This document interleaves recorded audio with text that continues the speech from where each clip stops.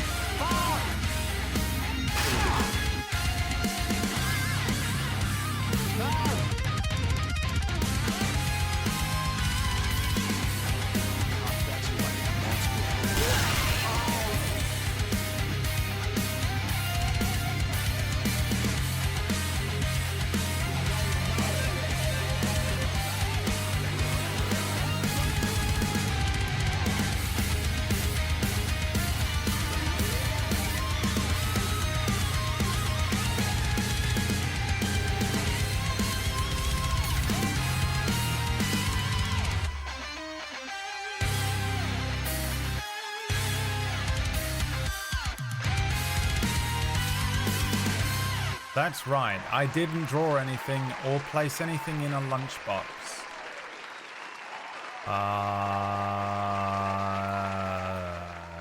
That's where we're at, guys. That's where we're at this Sunday morning. It's been a nice, lazy Sunday morning for me. Thank you very much. I have been sat on my sofa like an orangutan, just a bloated creature eating fruit. And I just didn't think about it until I went to click start stream and was like, oh, I didn't draw anything or put anything in the lunchbox. And then I looked across the room and the lunchbox was over there and I went, I'm not standing up.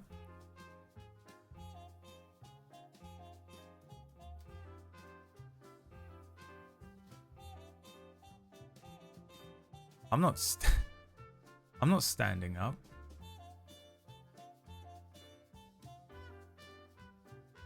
And I didn't. Continue to be orangutan. You know when you see an orangutan sitting in the Malaysian jungle and it's just sitting there and it's got that 45-year-old dad of 3 belly and it's just eating a fucking orange looking at you through the fucking leaves.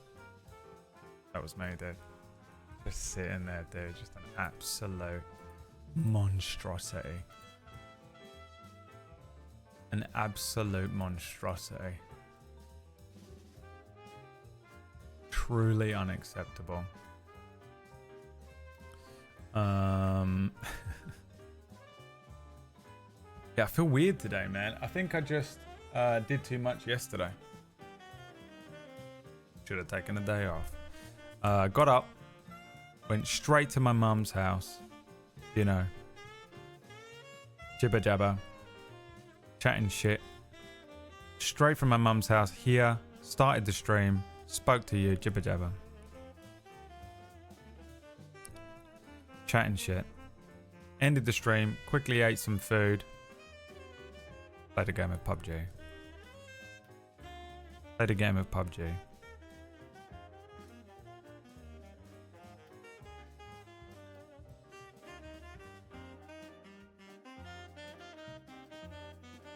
Didn't stop speaking all day. What's the season? I don't know. That's a question for Maya. Why would I know anything like that? Who do you think I am, Ratch? What kind of being are you? So I've got nothing left. And you know what? We ain't charging it today because we're going to play D&D, which is probably the most taxing thing. It's the most taxing stream of the week. And honestly, instead of just ending the stream, I might do an hour of Expedition 33. I really want to play it, and it's pissing me off at this point. How much I want to play it, and the addiction is kicking in, and I'm dying, and it's all I want to do. You know when it's nice though, man. Listen, it's nice, bro.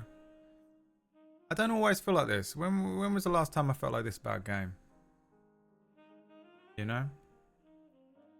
It's been a while. Every now and then I'm like, oh, I'm in, man. I'm in the game. I'm in it. I'm enjoying it. And you lot haven't fully spoiled it for me yet. That's the other thing. A lot of the time you people will ruin a game for me. And you haven't done that. I'm sure you will, but it's nice when you feel 15 again. You feel 15 again. And you're just thinking about the game and you want to play it and you're looking for time. You're like, oh, I could squeeze in an hour there, you know. I was sat there last night just... Oh, do you know what I fucking installed? Elden Ring. Why? Why? I was like, maybe I'll enjoy it offline. I actually think I might enjoy it offline.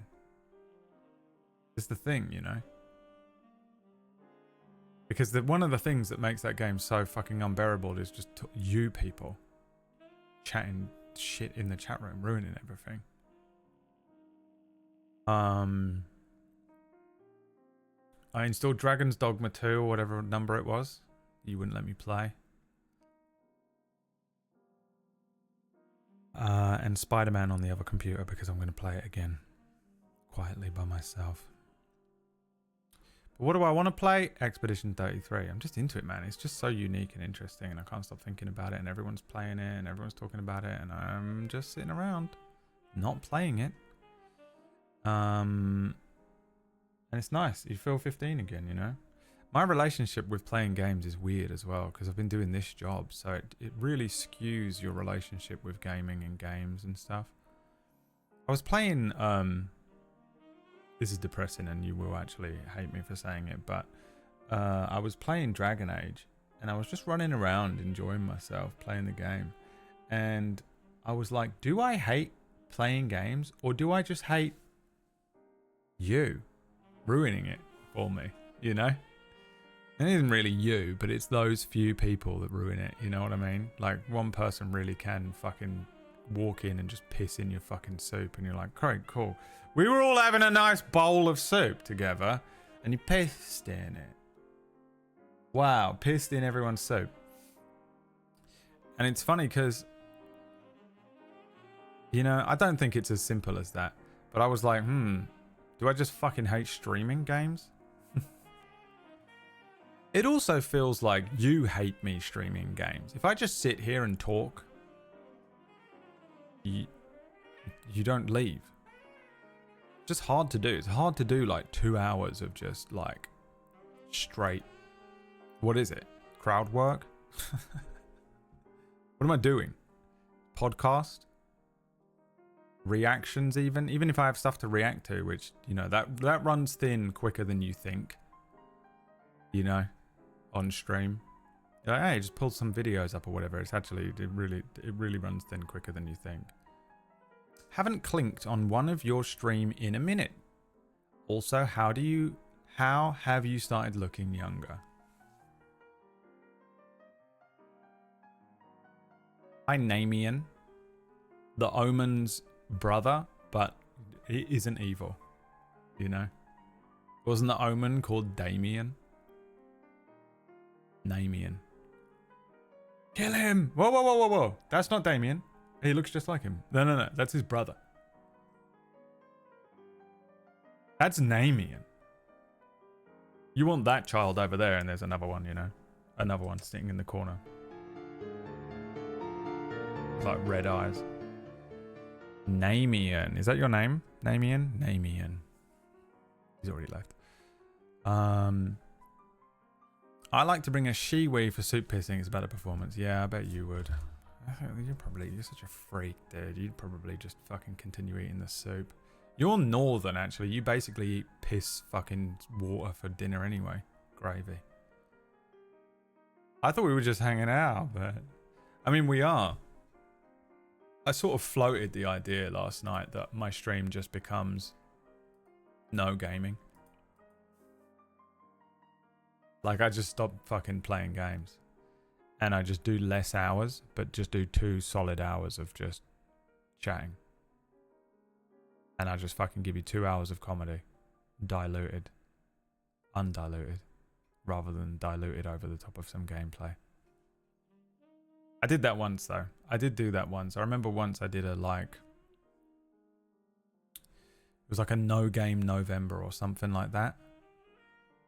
I did just chatting for a whole month, and I tell you what, it was fucking hard, dude. I thought it would be easier than playing a game, but it really isn't. There's a lot of like focus that you can pull to the game. But I mean, it feels like you don't even want me to play a game anymore. You know?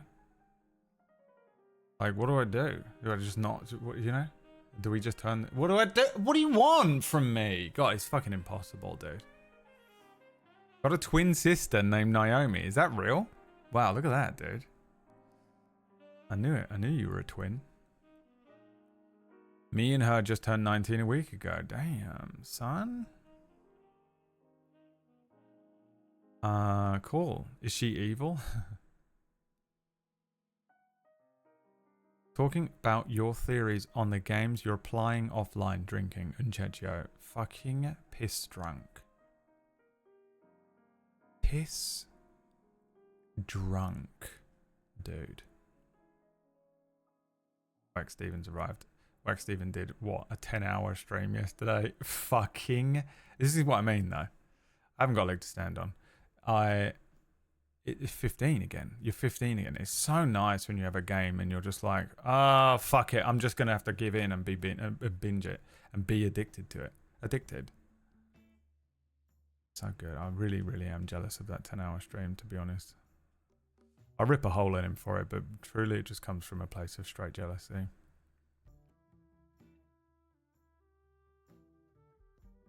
You're literally doing stand-up comedy for 2 hours. I mean, it's not really. Not that funny. But it does feel like that. I mean, that's what I'm trying to do. I am aiming to try and, you know, if I have the energy and I'm on it, I can crack out. I can crack out a joke every, you know. It's pretty go. You know, I don't know what the jokes per minute is, but I think it's pretty high when you compare me to your average streamer. You know, if you're tuning in and you're expecting me to be good at the game, you're missing the point of the stream. If you're tuning in and you're expecting me to be like sexy, you're missing the point of the stream. Yeah, we know. Hey, relax.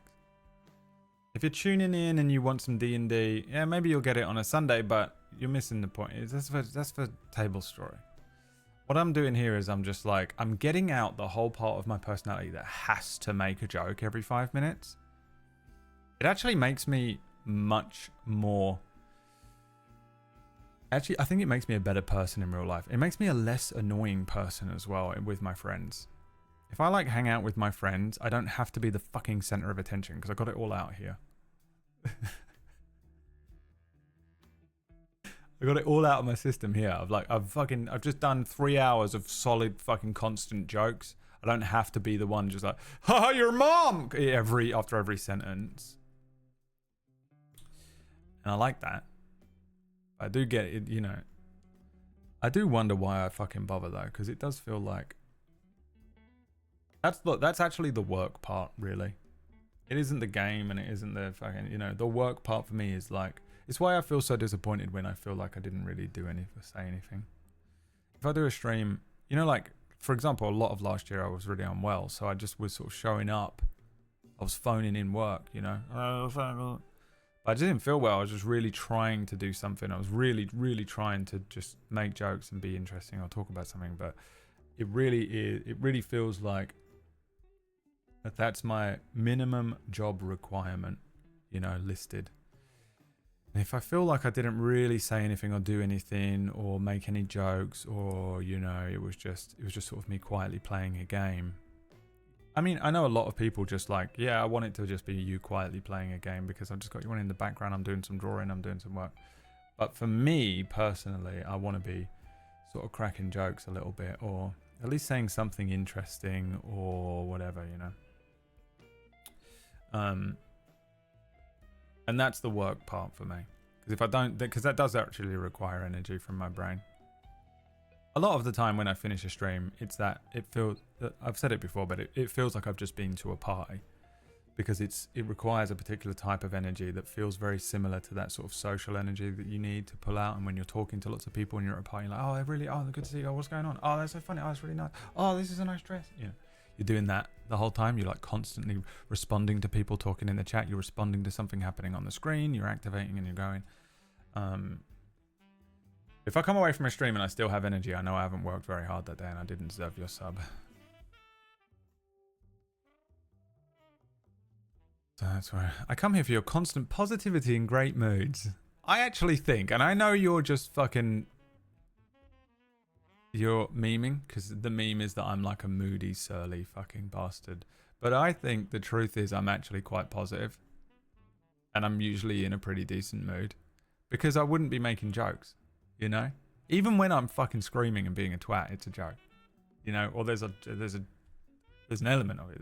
I actually think I'm actually a weirdly positive person, but the way I present it is through this insane lens of being like a fucking angry old man, kind of. Even when you feel like shit. Well, I'm not in here being moody. I just don't feel well. I'm still making jokes a lot of the time when I don't feel well. I think, maybe. I don't know. I guess I don't watch the stream, so maybe I'm just a fucking moody asshole and I don't realize it. It doesn't feel like it in here. Generally speaking, if I'm in a bad mood, I think one of the only times I've actually even streamed in a really long time when I was in a bad mood, not feeling bad, not like, oh, I don't feel well. Because I don't feel well doesn't mean I'm in a bad mood. I just don't feel well. Those are two different things in my definition, so I don't know if that's what you mean. If you just mean you don't feel well, your sort of ironic take is that you don't feel well. Well, yeah, I mean, I have like a chronic illness that they haven't even diagnosed properly yet. And I have severe mental health issues. I'm doing mandatory therapy. Government mandated therapy, guys. I mean, it's amazing I can make a joke. I should be in the corner shaking. That's it. That's what I do. Maybe draw some circles in black crayon. Hi Tal, by the way. New first time chat. But I don't think I'm actually in a bad mood very often. The only time I was in a bad mood was that day before. The day before I had that exam and I hadn't slept and I was stressed about SideQuest starting. The week before SideQuest started, and I think I was playing Zelda and I was getting frustrated with Zelda, but I wasn't really getting frustrated with Zelda. I was just I was actually in a bad mood basically. And I was at that pinnacle point in Zelda that I think you have to push through. I think if you don't push through that point in Zelda where you're like kind of stuck and you're like, oh, I don't want to, then because I pushed through that, and honestly, the week after I started to enjoy Zelda again a lot. I genuinely am enjoying playing through Zelda. If it wasn't for, like, I'm crack addicted to Expedition 33. You might be like, oh, why aren't you playing Zelda? It's just pure crack addiction. I have to feed a crack addiction right now.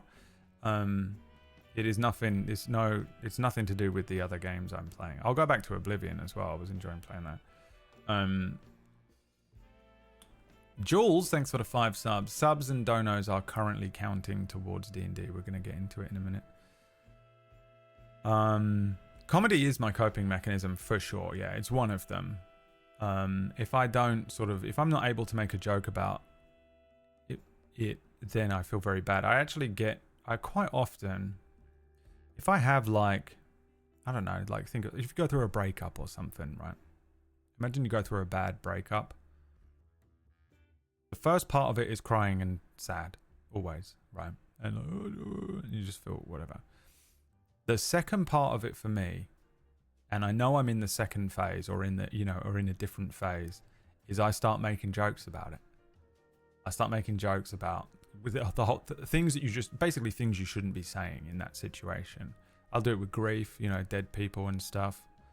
My dog, and so.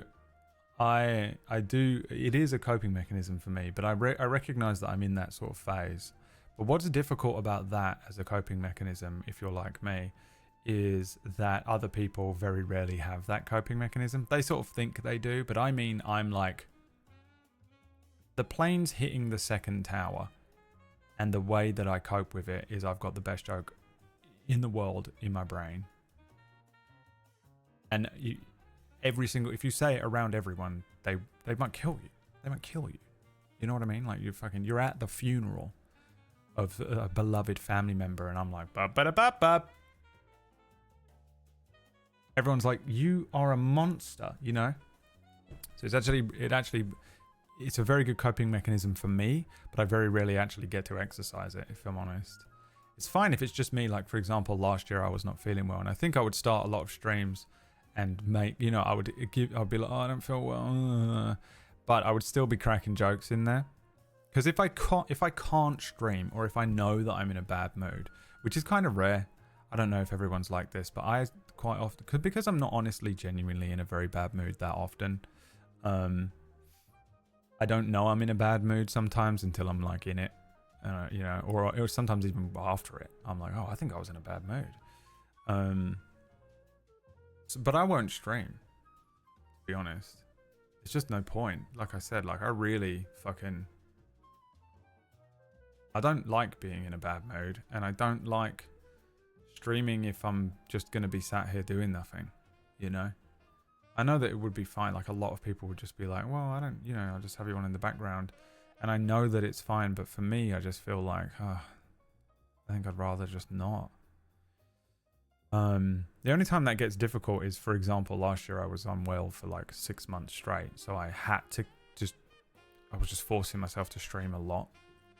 Because otherwise I just wouldn't get any hours in, you know, I would just have taken the whole 6 months off, and then it's all over, you know. Did you say before your nephew has that cracking those kind of jokesism? My nephew is 5 years old.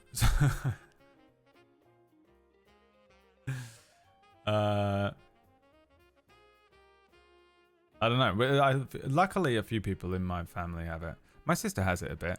My sister's funny. My sister's kind of like a normie, but she chose to be.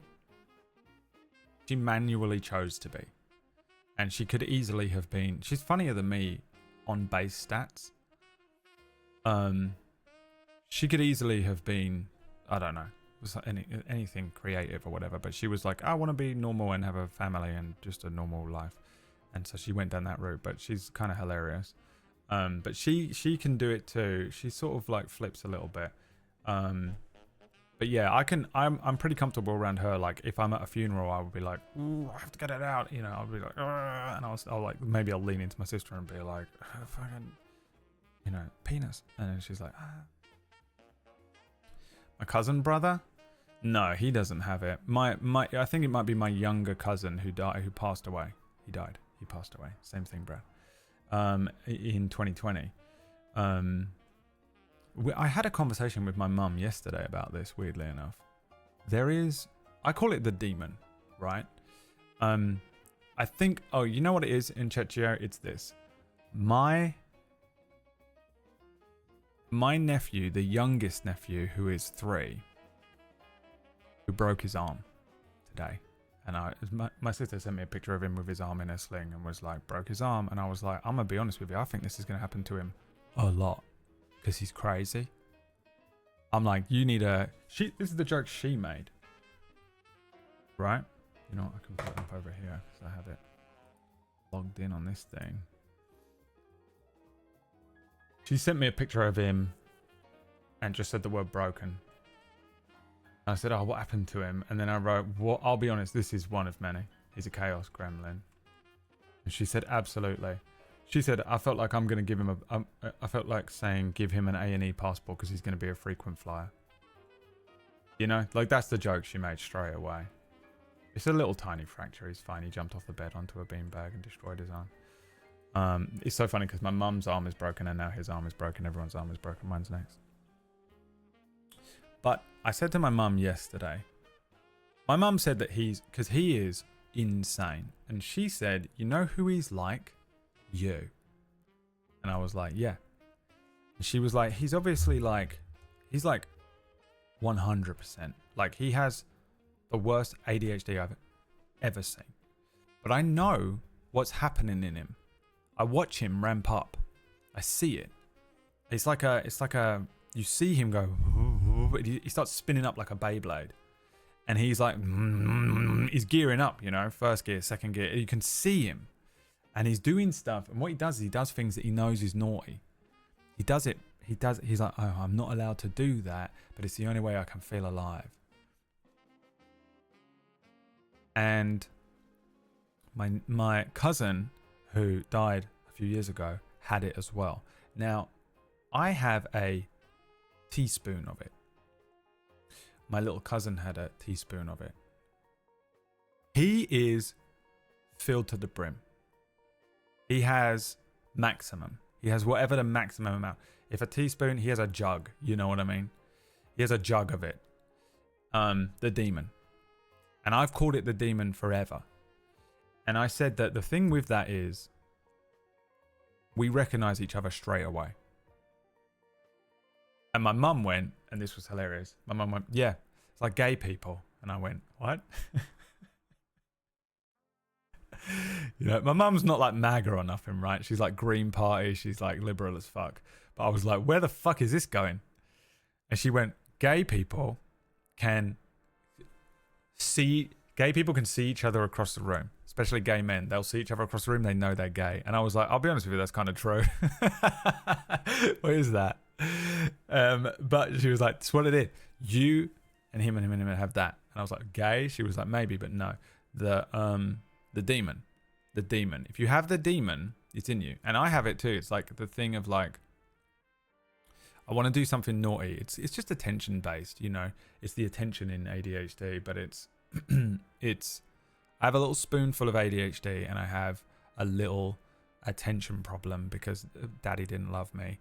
And my little cousin had it as well, which is why we would be at these like events or like family thing, weddings or Christmas dinners and stuff.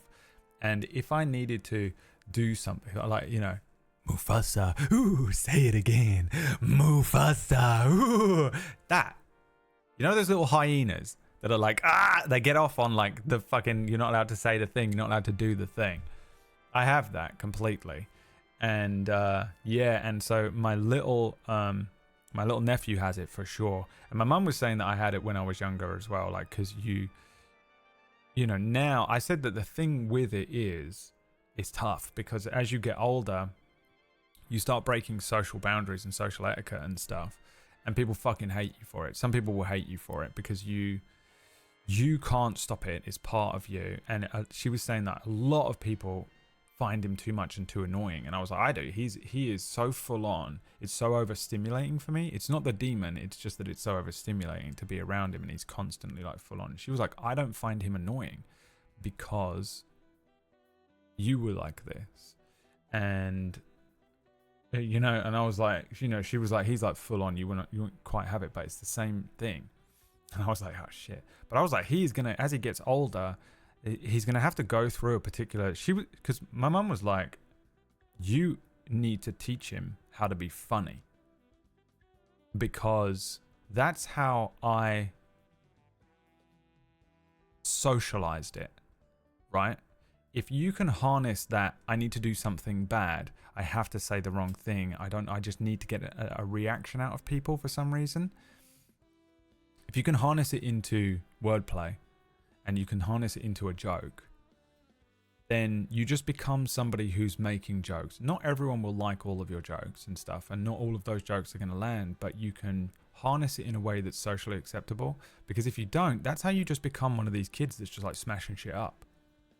You just smash up a fucking car when you're walking down the road. You just get a brick and you're like, I'm not allowed to do this. Because you're just like, I have to do something. It's a demon. It's a demon in you that lives within you.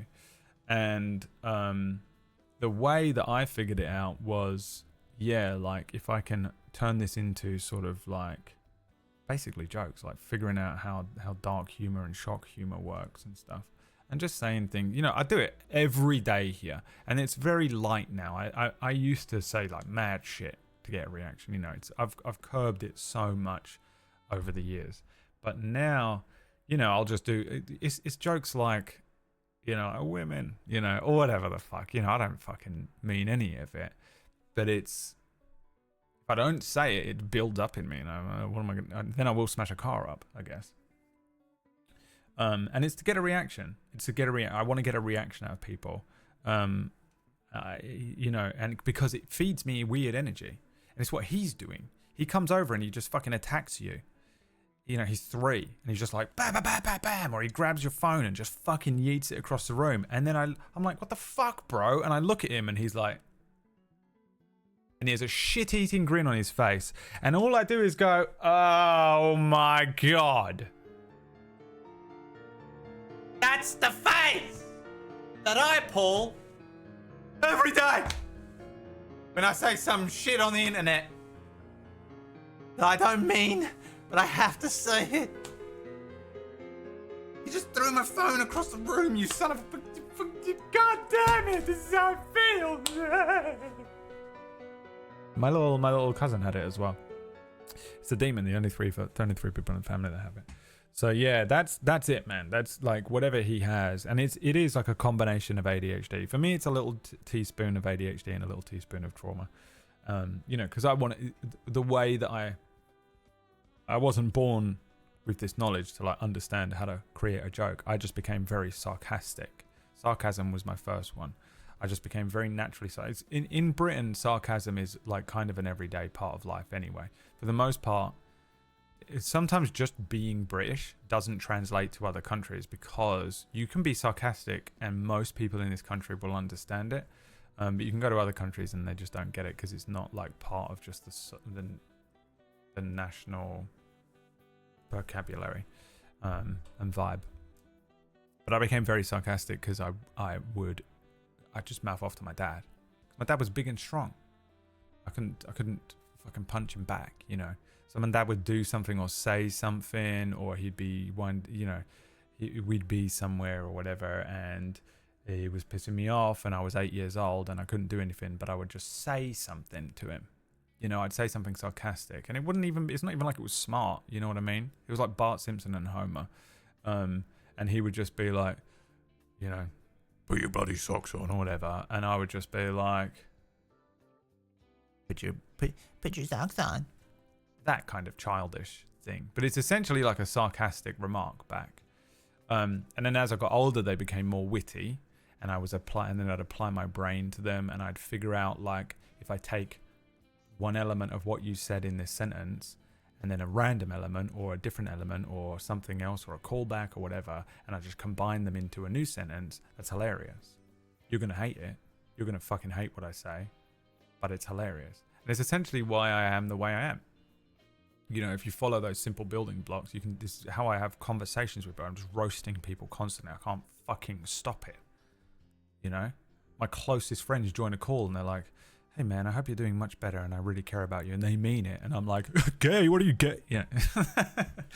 And in my heart, I'm like, oh, they love me and I love them back. And all I've done is just been like, hey, Orkish, I thought the manatee went extinct. Or, or just find some shit. The least funny man alive, because I can't, if I'm on the spot, I can't do it that well. But yeah, whatever. That shit is all from the same place. But I mean, as I've gotten older, I have less need to do it. It's less need and more. Now, most of the reason I do it is that, one, to be honest with you, I've perfected it to the point where I think I'm relatively funny. I don't think I'm the funniest man on the planet, but I think of my personality traits that I have, because I've always been this way and I've always been chasing a laugh and I've always tried to be like the class clown or whatever. It's very hard for me. I have very, very little else to offer a lot of the time in a conversation, unless we're going to be talking about something that I really understand, or we're going to be talking about something maybe deeper. I can have deep conversations, and maybe we can be talking about like emotional health or like mental health or that kind of thing. I can talk about pretty well. But for a casual conversation, I can't talk to you about cars. Yeah, I can't talk to you about your normal day job. I can't, I don't have a lot to talk about in that regard. What I can do is take whatever the fuck we're talking about and turn it into a joke, or whatever. So it's just become part of my personality to be like always, pretty much always joking. And even when I don't want to be doing it, it comes up. But generally speaking now, I'm less, so it's less of like an impulse response than it used to be. I have a lot more control over it than I used to. It used to be like I had no choice. Like the words would be leaving my mouth before I even thought about it. Now I'm like, oh, it'd be funny if I said that. Should I say it? Yeah. No. You know, that kind of thing. You ever think you overthink things? Oh, let me check my let me check my paperwork here. Let me check my paperwork here. Oh yeah, okay. Clinical obsessive compulsive disorder.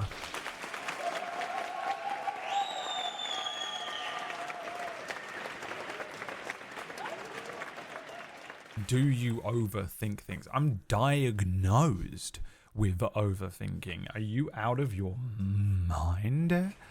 Also, I mean, yeah, I do overthink things, and I know you're probably just sort of being like, why are you still talking about this thing I asked you 10 minutes ago? Hey, it's my job. Sometimes you people come in here and you ask me a question and I answer it, and then you get fucking annoyed with me for answering the question. What am I meant to just sitting? You know, you come in and you're like, hey, Brad, you know, what is the deal with, like, why is it that you're so sarcastic about everything? And then this is what you want me to do.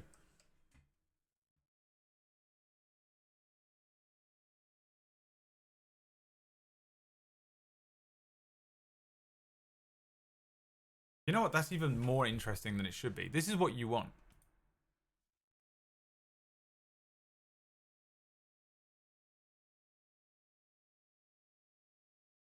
What do you want from me? It's a fucking insane. No, I like your rants. This isn't a rant. I'm just telling you about myself. I'm just talking. It's a live stream. What do you want, Justin? I know that you're like diagnosed out of the arse as well with everything, but what the fuck is happening here? What do you want me to do? You just want the answer? I don't even know what the question was. I was just, hey, this is quite a fucking conversation. It's just that you're not in the room. So I just, you know, I'm like, well, here's the whole thing, you know. I get to pad out answers on the stream because they're long, it's long form content. I swear to God, dude. You don't want me to play games. You don't want me to fucking talk. You don't want me to answer questions. You don't want me to react to things. You don't want me to make jokes. You don't want me to be sad. You don't want it to all be therapy. What do you want? Dude, it's the worst job. Dude, I swear to God. The way that you guys... You're like, oh, he just plays video games for a living. It's the best and easiest job. He's basically unemployed. Hardest job I've ever had.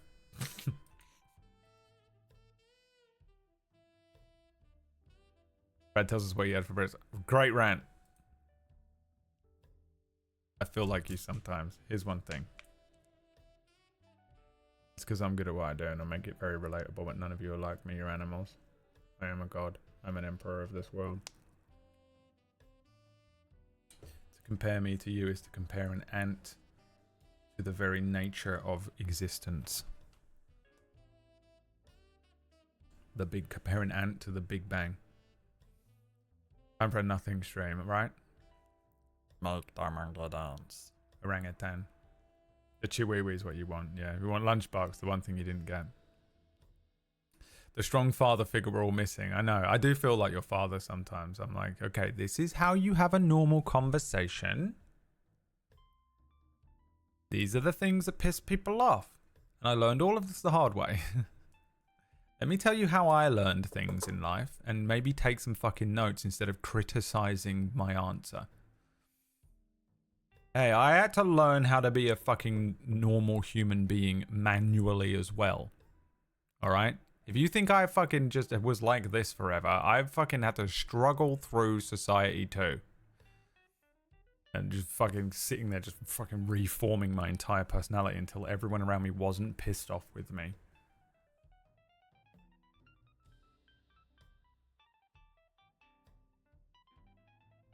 Except I didn't have a good excuse. I'm just an asshole. You know, a lot of people are like, I'm neurodivergent. You know, I have autism, and I'm like, oh, I'm just an asshole. But I had the same experience. I would say things and then look around at people's confused and pissed off expressions as well. But it was because I made a 9/11 joke in New York on 9/12. You know.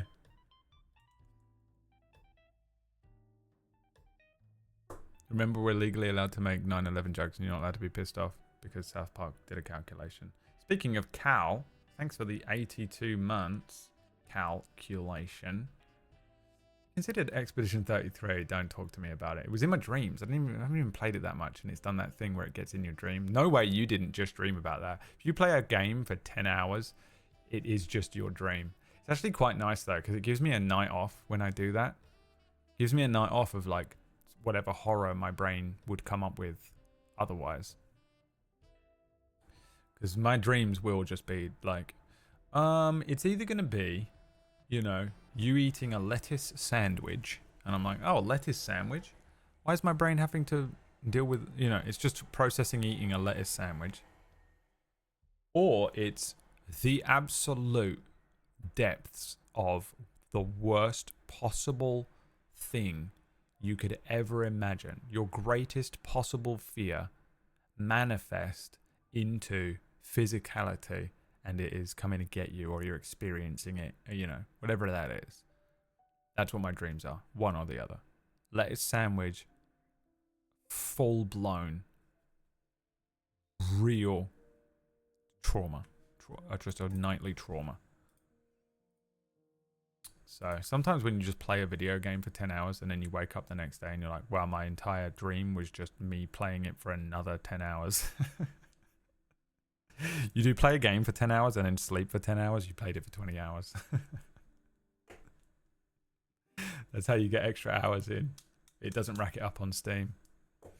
Wax Stevens like, well, it was only a 9-hour stream, but actually, if you count the extra 7 hours of sleep he got, he did a 16-hour session of Expedition 33 yesterday. What a fucking loser. Man's 56 years old as well, you know. Whack, we should have kids and a family and stuff, and we're just playing 10 hours of Expedition 33 to make you feel good. All right. I used the new air fryer this morning, made hash browns. Has your life changed? It's so easy, man. It's just too easy. It's fucking...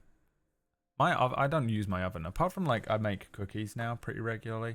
I wouldn't have used my oven. I used it the first night I lived in this apartment because I didn't have any food or anything set up. I cooked a pizza, was allergic to it, and was like, cool, great. Destroyed myself. And then the next time I used it was about 8 months later when Liam used it and he made flapjacks, I think. And then, you know, I use it to make these cookies now. You know, once a week, maybe once every 2 weeks, I'll make some cookies. And I've no use for this fucking oven. I actually put my bin in front of it now. It's the bet. I'm like, well, I haven't really got a lot of space in the kitchen, so I just put my little like foot pedal bin, you know, one of them little bins. This isn't even a foot pedal, but I don't know what you call it, in front of the oven, because I'm like, this is a useless part of my kitchen, the oven. I've no use for it. I'd rather not have an oven. I genuinely would rather not have an oven. I need a stovetop. I use a stovetop, but the oven itself, I'd rather have a dishwasher in there. I miss my dishwasher. Her name was Emma Pickles. Whee! Whee! Man, divorced man, normal man jokes for fucking people that drink at Wetherspoons. Damn it. I thought it was going to ding. Kaio, it didn't. Well, thank you for converting.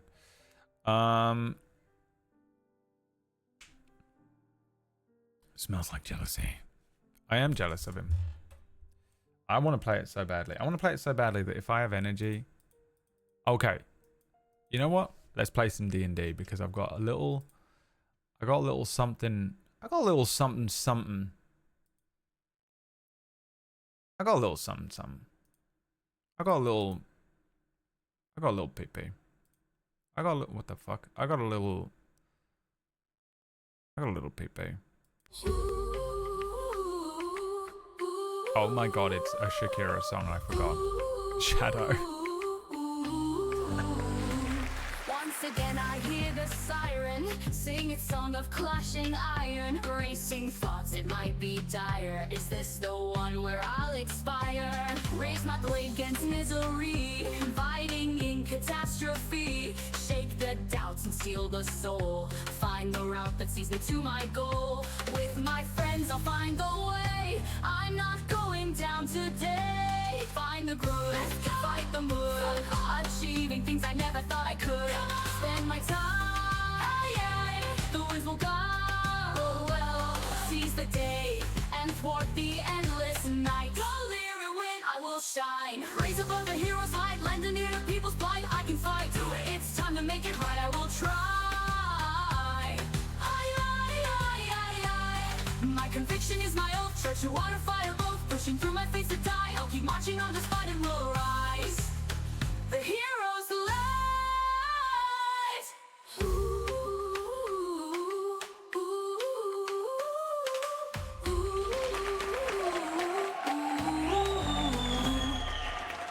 Impressive work there by Shadow the Ret God. Also, how did you get it to sound like Suno 3.0 instead of 4.5? Also kind of impressive that you managed to do that as well.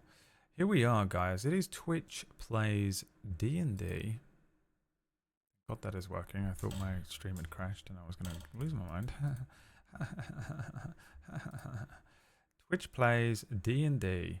Now, you might notice that on the wheel spin, there is an extra segment that has been added. It is bright green, lime green looking one. I tried to make the rest of the board look kind of pastel colored, but the bright green one says immediately play Expedition 33.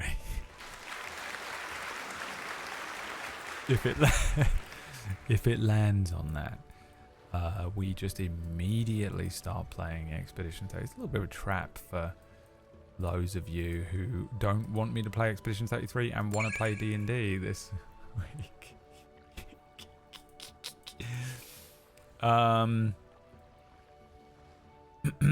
So we'll see how it goes. Last time, thank you so much for the sub, Becor. We it's a casual 33% of the wheel. It's like the average. I clicked on the average thing. So it's like, it's the same chance as like gold, minor wish, quad vantage, next roll 20, instant potion, that kind of thing. I think they're on the same one. It figures out the average one. I think some of them I need to change, to be honest. Like, I think the Diablos boost has to go down. I think...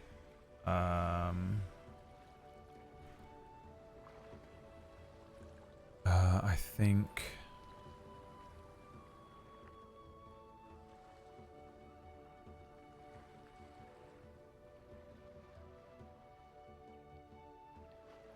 I think teleport can go down because it comes up a lot and it is honestly one of the most difficult things to deal with.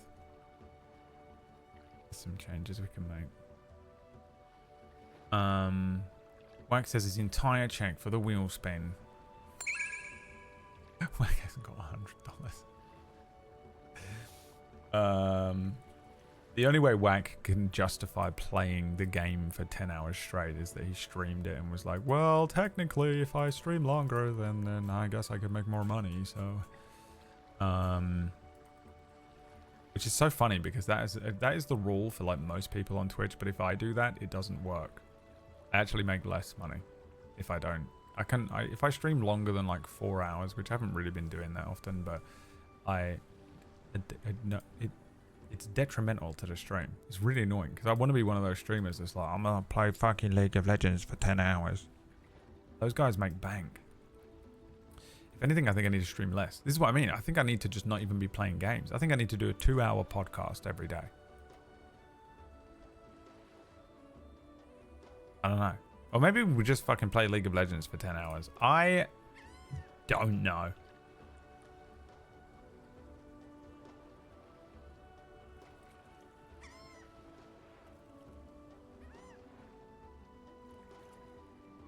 I don't think about it much. Do you think I overthink things? Shadow, thank you for gifting a sub. Let me catch you up to where we are. So I haven't fully rebuilt the sort of area Badgerbrook West yet. But we have the world map. We have the areas that you've been. I think you haven't been to the other ones, right? You did Crossroads, but I'm not going to cross it off because it's sort of ever existing.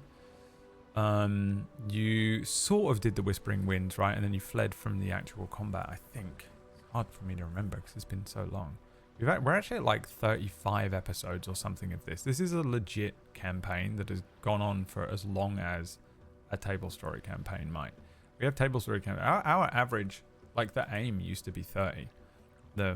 I would like generally my shows to be between 30 and 50 episodes. We're in a real one. So we really have to end this campaign. I mean, I still think that the campaign ends when you finally get to the main quest.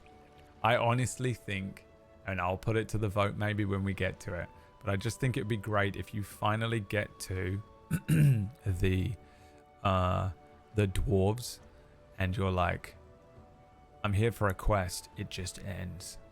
I'm here to accept the quest, and then it just fucking, from director Michael Bay, you know, what I've done. I face myself. I just think that's just such a great ending at this point, because it's just, this is more side questy than side quest.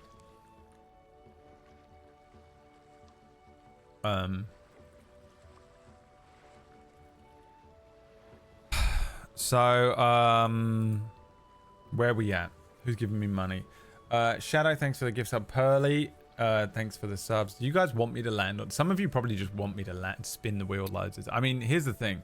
The way my brain works is like, there's a particular quota that I need to hit so I can make rent on Sundays. I don't know. I haven't got an actual number in my head, but there's a general quota for like monthly that I have to try and.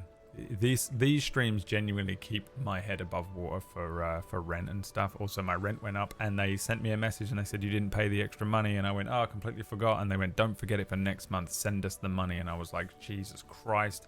And then my energy company went, hey, we've doubled your energy bill.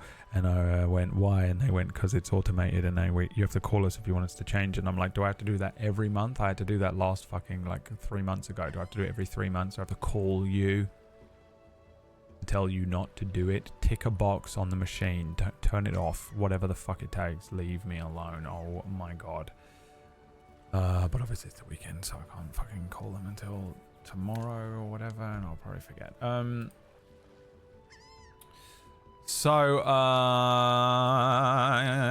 Brad's officially looking for the end. Well, it's just the natural, like, we've crossed off all the side quests. I'm looking at this map.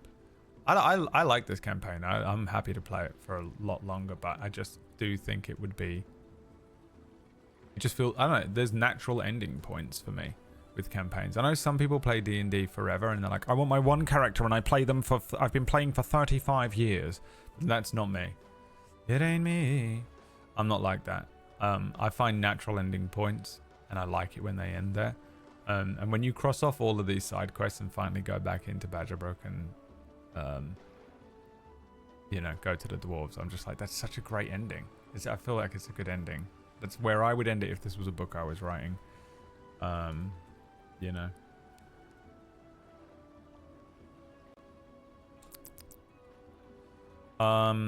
So yeah, last time you came back to the material plane from hell. You had a hell arc. You finally made it to the material plane. Lancelot was visiting with the witch up by the area in the world where the wildflowers were, because you were so violently torn from hell, and that plane of travel is a particular strain on the weave, a tear in the sort of planar void opened up, and creatures started piling through. And you got into a set of rounds of combat where the witch is trying to close the tear in the void, while the witch is concentrating on that.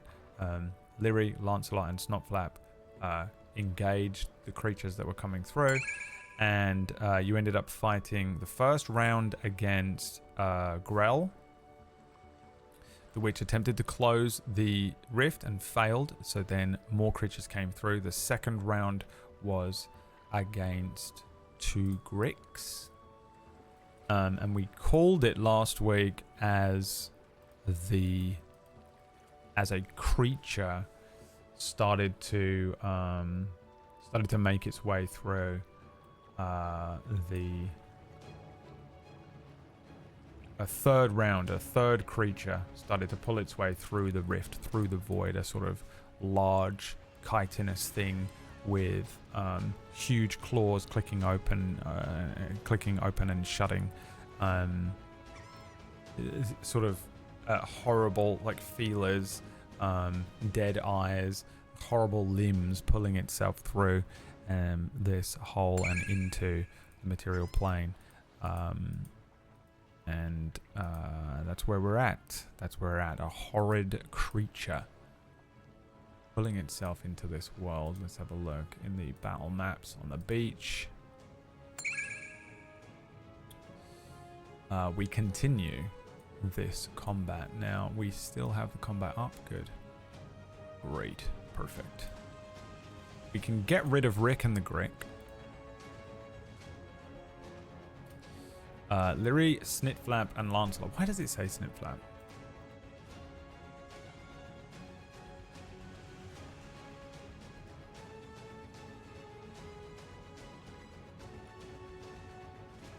I guess I need to update the token. Let me try and do that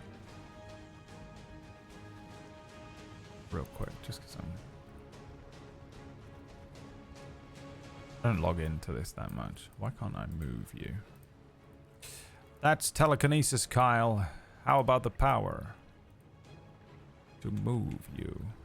Oh, because there's a creature underneath? Yeah.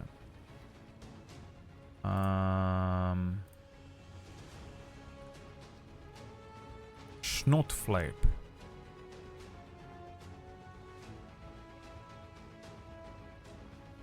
It still says Snipflap on the thing. I would like it to say Snotflap. Please. I think this might break it if I do this, but we're gonna try anyway. It says Snotflap on token. It says Snitflap on the encounter, so we will keep it like this. I am from Amsterdam. How do I get rid of Rick and the Grick now that they are bloodstains? Why can't I target them?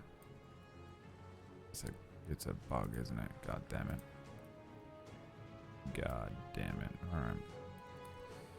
We'll just have to live like this today, because I don't know what's fucking happening.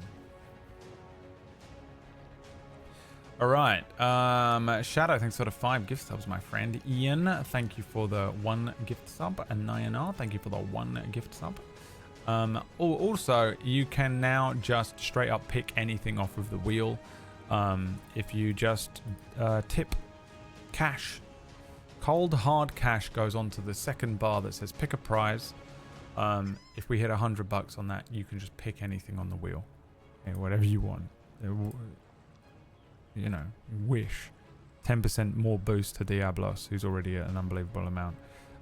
Immediately play Expedition 33. Teleport. Hexed. Hex yourselves. Have another boss battle. Why not?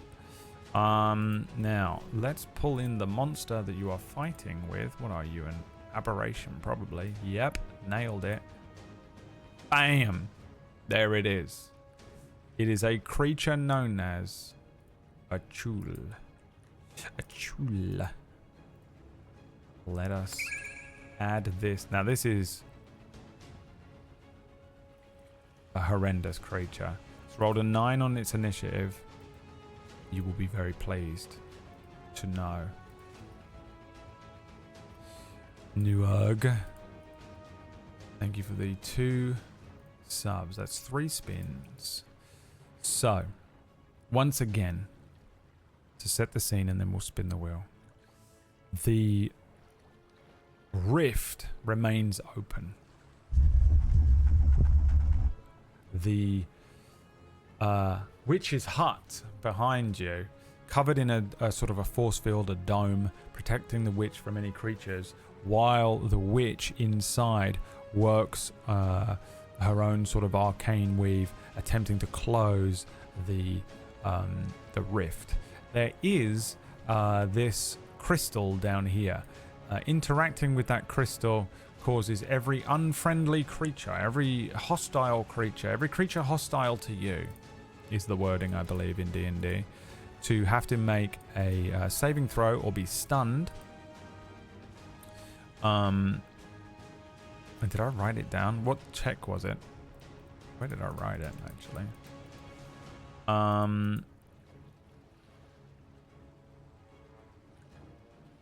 It was an intelligence save, I think. I want to say it was DC 12. Intelligence. I wrote it somewhere, but I don't know where. My notes just says resistance to necrotic 4 hours. You have a resistance to necrotic.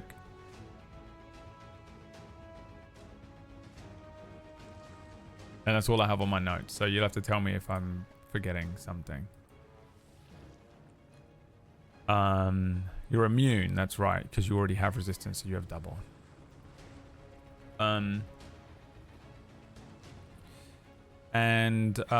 Yeah, this creature, this horrible, large, terrifying lobstrosity pulls itself in to the material realm and starts dragging itself across the sand and water towards Snotflap, Lyri, and Lancelot, who, Snotflap's a little injured, Lancelot looks a little injured, Lyri seems to be okay.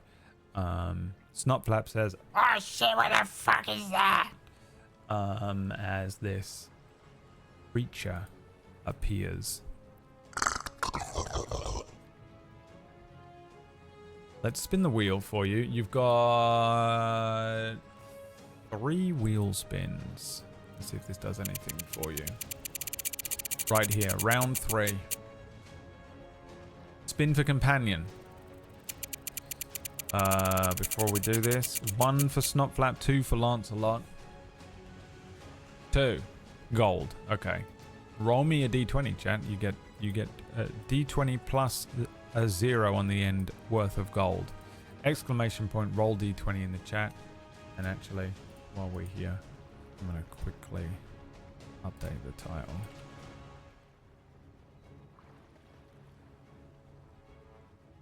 As well.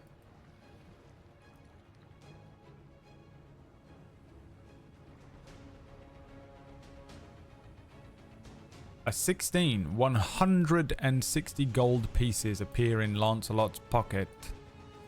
Now, because Lancelot is a good character, you get it.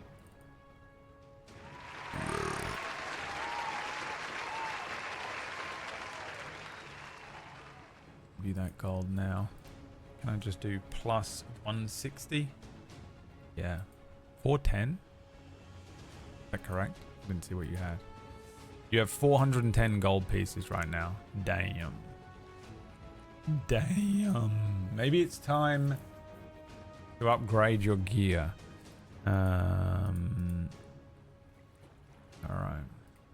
Another wheel spin.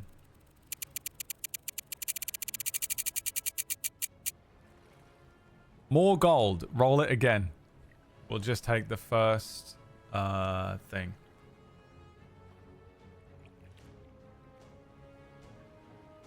Did you ever pick a prize? I think you might have done. 2,200. Shit. I think you might have done because you did it post-show, didn't you? 610 gold. Shit, boy. Damn, boy. Yes. Okay. We'll spin first.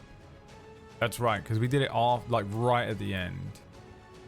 Yeah, okay. Let me spin again for you. This is your third and final spin before we get into it.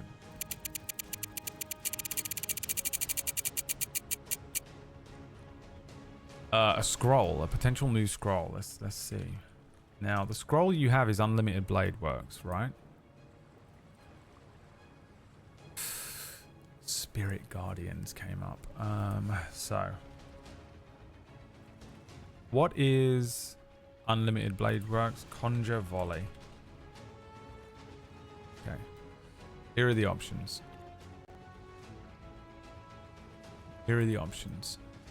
Conjure Volley is a 5th level conjuration, so you have five casts. You fire a piece of non-magical ammunition from a ranged weapon or throw a non-magical weapon into the air and choose a point within range. Hundreds of duplicates of the ammunition or weapon fall in a volley from above and then disappear. Each creature in a 40-foot radius, 20-foot high cylinder centered on that point must make a dex save. A creature takes 8d8 damage on a failed save or half as much on a successful one. The damage type is the same as the ammunition or weapon. Pretty good. That's a pretty good spell. I actually just really like that spell and I feel like I would take that spell if I was a character that could cast it. I don't know. Oh, it's a ranger spell. Damn, it's only ranger. Interesting. Ranger. The other option is Spirit Guardians. You could take a 3rd level conjuration, which means you'd have 7 casts of this instead of 5. You call forth spirits to protect you. They flit around at a distance of 15 feet for the duration, so you get an aura of 15 foot around you. If you're good or neutral, their spectral form appears as angelic or fey. When you cast this, you can designate any number of creatures you conceive to be unaffected by it. An affected creature's speed is halved in the area, and when the creature enters the area for the first time on a turn or starts its turn there, it must make a whiz save. On a failed save, they take 3d8 radiant damage. On a successful save, they take half as much damage. Also, a very good spell. With more casts of it as well. So let's bring you over here. Which scroll do you take? You haven't used Unlimited Blade Works yet, right? Which scroll to take? So you can keep Conjure Volley, or you can switch to Spirit Guardians. They're both good, to be honest. Sometimes this scroll vote is cut and dry. Sometimes this scroll vote is cut and dry. Can we give Spirit Guardians to Lancelot? No. NPCs can only use one thing. Lancelot has Divine Smite and Snotflap has Misty Step. Snotflap has unlimited casts of Misty Step, whereas Lancelot has 1 cast of Divine Smite, which you've used.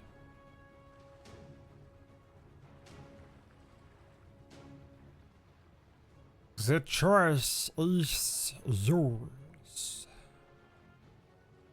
Which scroll would you like to keep? Again, if you're new here, the way that spellcasting works in this is just to simplify it for the sake of it being a game with chat, 100 people in chat playing. The spellcasting is done exclusively through a single. Each character in the world has a scroll, and they can cast spells from that scroll. And that's it. There's no complex spellcasting in this because it's just a lot. Switch to Spirit Guardians. Okie dokie. You now have Spirit Guardians as a spell rather than Conjure Volley. Delete that. And then pull up Spirit Guardians. And you have 7 casts of this available to you. Are we done? What is there? Oh, pick. You get to pick. All right, let me do another vote for you. You get to pick anything off of this wheel to have immediately happen. Pick a prize. I wrote them down, didn't I? So you get instant potion, an item. Next, roll 20. Quad Vantage. Wild Magic. Wish granted. Minor Wish granted. An instant long rest. That'll be for all of you. Spin for companion. A merchant appears. More gold. Potion item. A new scroll. A magic item. A 10% boost to Diablos, your summon. And level up companion. And I guess immediately play Expedition 33. Can they all fit on the screen? I think they can if I scroll down a bit, right? We figured out, yeah, we can fit 16 on. No, we can fit 15 on, but we'll hide the secret 16th one from you. Instant potion. Next roll 20, quad vantage, wild magic, wish granted, minor wish granted, instant long rest, spin for companion, merchant, gold, potion, scroll, magic item, 10% boost to Diablos, level up companion. Immediately play. The choice is yours. A wish, not a wish. Pick a prize. This is what happens if you give me $100. Appreciate you, whoever it was last week. Orbus, I think. I didn't replace the Rod of Resurrection, which I need to do, but I haven't done. So, sucks to be you, I guess. It sucks to be you, I guess. Alright. Wish. No. Pick a prize, and then we'll get into it.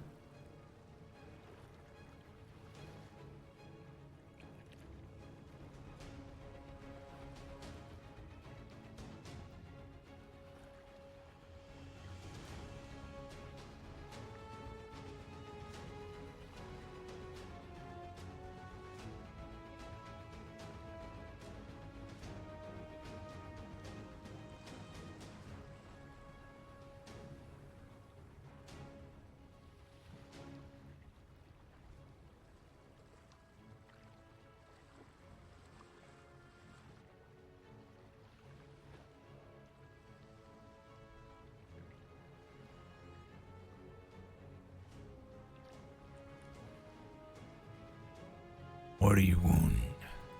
An instant long rest. Granted. Good choice, I say. Everyone gets a long rest, so we can do it with Lyri like this. I wonder actually, can I do it? Do you have a group? No. Can I make a group to do this? We'll call it squad. Group. I put it in the wrong folder. Cool. Does this work? Yep. Yep. Yep. Ah, but they're right because they're tokens and not people. Okay. So we'll do it this way instead. An instant long rest, but it is not a new day. This ain't don't die. Lancelot, you have a maximum of 30 HP.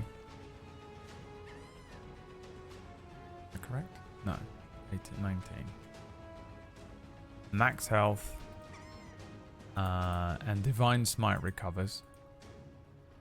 And then, why can't I select Snotflap? Oh, because this thing's underneath it. Why can't I select this?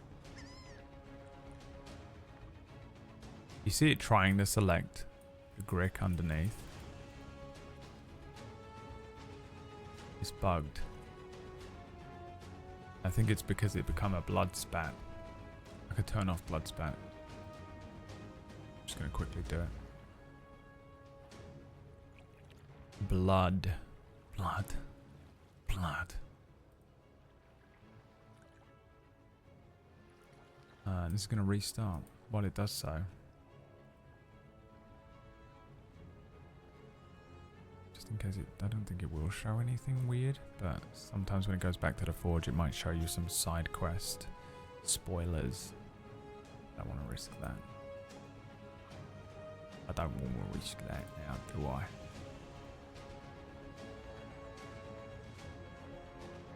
Alright. Delete you, delete you. Put Snotflap back in.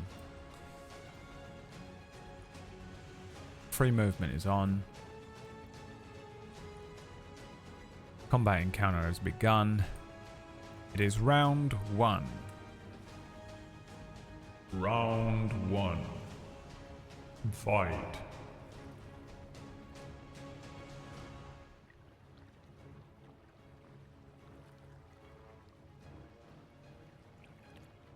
There it is turn. Here we go. A Chul has pulled its way through the rift. What does Lyri do?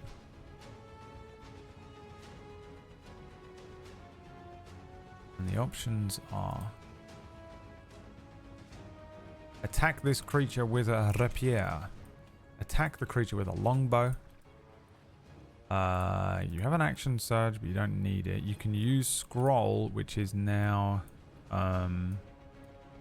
Spirit Guardians.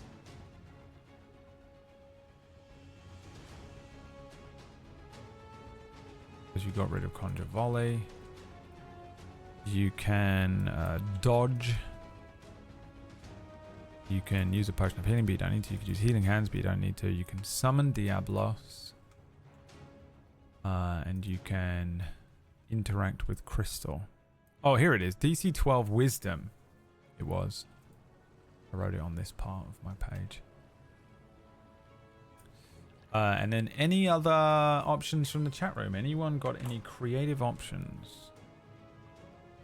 Anything they want to add to this while they can? As we get into it, round 1. Thank you for the subs on the wheel spins. Thank you for the tips. Hey, bro, you haven't got on it. Oh, okay. Never mind. Oh, by the way, all tips are appreciated today because I woke up this morning. And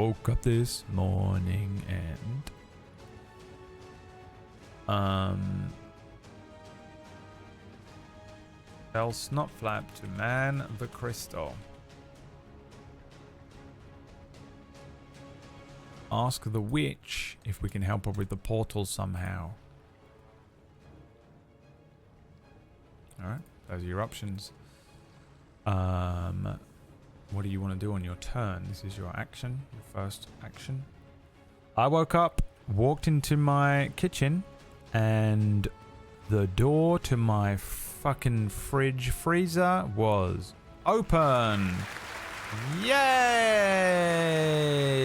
It was just a freezer part, and all of my frozen food defrosted. Yay! So I had to take all of the food out and throw it in the bin. Yay! Lots of money. And I had food in there too. Pissed me off. You know what I had in there for the first time in a long time? Fish. Had some fish. I don't buy fish because it's expensive, and I treated myself to fish, and fucking god damn it. Whole giant bag of fries gone. Burgers gone. I bought some frozen burgers because sometimes I just chuck them in the air fryer and I eat them. Peas. Frozen peas, frozen carrots gone because there's no point in me buying fresh peas and carrots because I don't eat enough, get through enough of them. So I just freeze them and put them in. If I make a stir fry or something, I'll put them in. What else did I throw away? Chicken nuggets gone. Oh, dude. Threw it all out. Just the whole thing. And also just water, just melted ice. And, Jesus Christ, that was so loud. Replenish the fries. Thank you, Plum Rug. I mean, I have to, yeah. I've got to go and buy a bunch of food now, and I'm pissed. And I also, do you know what I did? Since I had to throw everything out, I took everything out, and I chipped off all the ice from the side of the freezer like a maniac with a knife. Because it's like, it builds up in there, right? It becomes a little fucking ice age of its own. So I got in there with a little knife and just chipped away all the ice. I sat there and just dragged all the ice out of the fucking freezer. Threw it in the thing. Because if it's defrosting, I might as well defrost it. And then I cleaned it.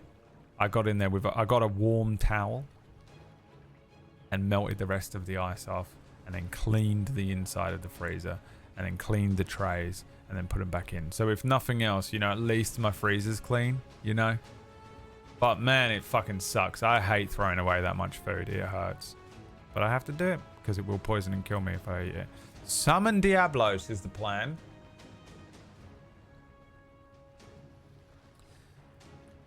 Okay. Let's remind ourselves how this works. Because I don't remember. Summons Diablos. As an action, it should cost 2 actions, shouldn't it? Because you should be like... As an action, the wielder of the summoning artifacts can summon Diablos. When summoned, he appears in a flash of dark energy, hovering ominously over the battlefield for a brief moment before unleashing his signature ability, Dark Messenger. Diablos acts immediately upon being summoned and then vanishes back to his own realm. All enemy creatures within 60 foot of the point Diablos is summoned must succeed on a con saving throw. DC 8 plus the artifact wielder's proficiency bonus. What is that? 3? I should write that on here. Plus the spellcasting ability modifier. Did I close all the fucking characters? Bradley. Annoying. Shrink them. Spellcasting ability modifier is charisma plus 3. So is that proficiency plus? Oh no, plus 2. So 5. So 8 plus 5 is 12. Is that correct? Yep. So 8. Yeah. 13. On a failed save, each creature's current hit points are reduced by 55%. For all you fish needs. Gotta eat some fish now and then. Blessings. For all who come after. For all who come. What do they say? For all who come. Yeah, you go. Thanks for the $117. Jesus Christ. For those who come.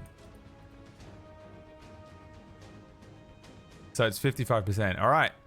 First things first. Let's do the summon.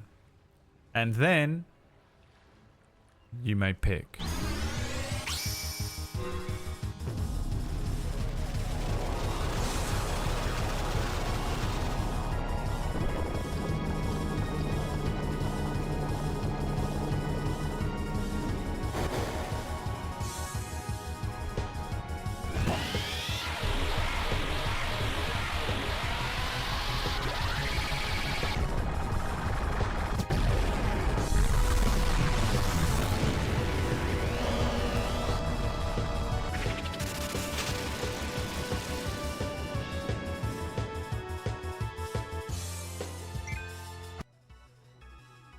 That's what happens to this creature the moment it pokes its head through the planar portal.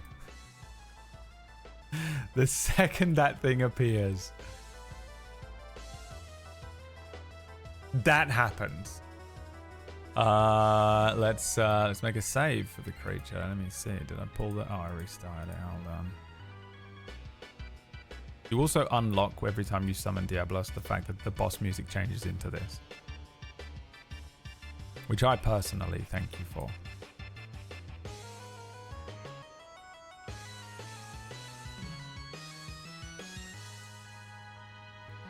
So annoying. Why did I close everything? Oh my god. The man has never GM'd a game in his life. Here we go. A wisdom save, did I say? What's the rules on Diablos?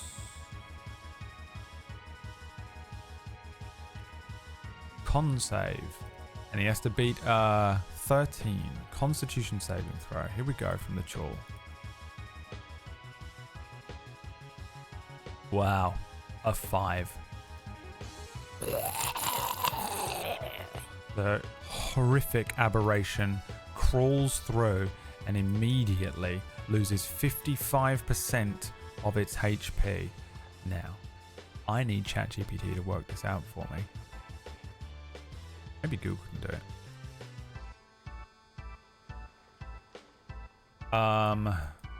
So rounded down or up?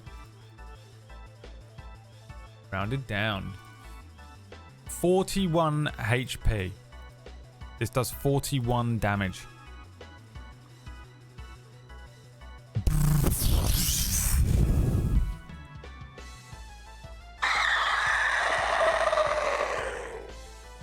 From the Chul. Alright. Nice.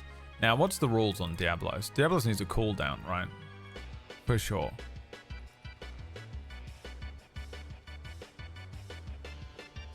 It's got to be... Oh, it's 1 per long rest. He does have a cooldown. Okay, Bradley.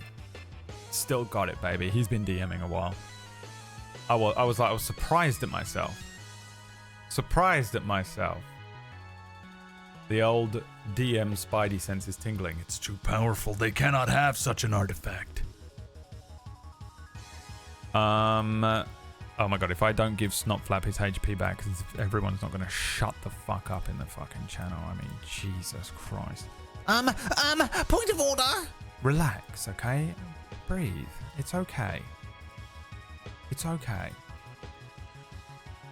I mean, honestly, it's fine. We will get to Snotflap's turn and it will get done. I mean, just the worst players, by the way. If you're that player, the worst one. Just know that. Take a second and reflect on it. Get a mirror. Get a fucking mirror and reflect for a second. Okay? A lot of moving parts going on. There's a billion things happening. Relax. Okay? It's okay. Relax. Someone sitting next to you, stroking your hand. It's okay. It's okay. Oh, it has naturally updated on it.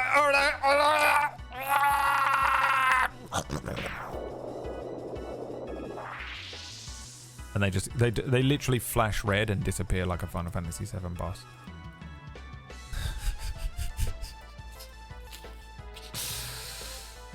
Breathe in. Hold it for a second.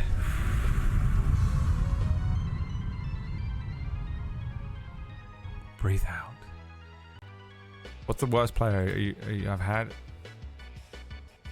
Obviously. What are you talking about? No question. Alright, Chul gets fucked up here. Chul gets fucked up. Over half is immediately blooded on the first turn. And then you get to pick a thing. Thanks to Jaeger and Plum. Jaeger and Plum. I'll show you what. You've been down at that new pub. What's it called? The Jaeger and Plum. Here we go. Pick a prize. Comes back. Which means I have to write them all out. Let me find them again. Let me find them again. Come on now. Right. Instant. Potion. Next roll 20. Advantage.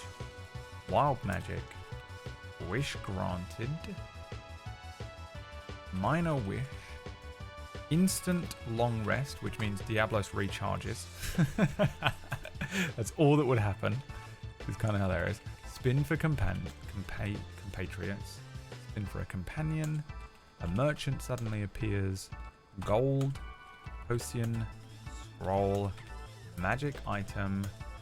Another 10% boost to Diablos. Or level up companion. So one of them will get and they don't have proper levels, so we have to figure out how they level up appropriately. We'll pick one of them to do that with, or immediately play Expedition 33. Are the options, and the choice is yours. The choice is yours. babies. What do you want to do? Here, the vote is on the screen. Thanks to Plumrug, who has paid for a new big bag of fries. I have to get them ordered in specially, by the way, which is why it's very annoying. There are some that I can get that sometimes they have in my co-op. Hey Dylan, send me some fries. But otherwise I have to order them from this fucking other place. You know what? I might just do that anyway. I'm gonna get some chicken. It's chicken tomorrow. I feel like chicken tomorrow. Like chicken tomorrow. Wish granted. There's a funny amount of you that are quietly voting for the secret option. The last time it's dangerously close as well. I didn't think any of you would do it. Not on the pick.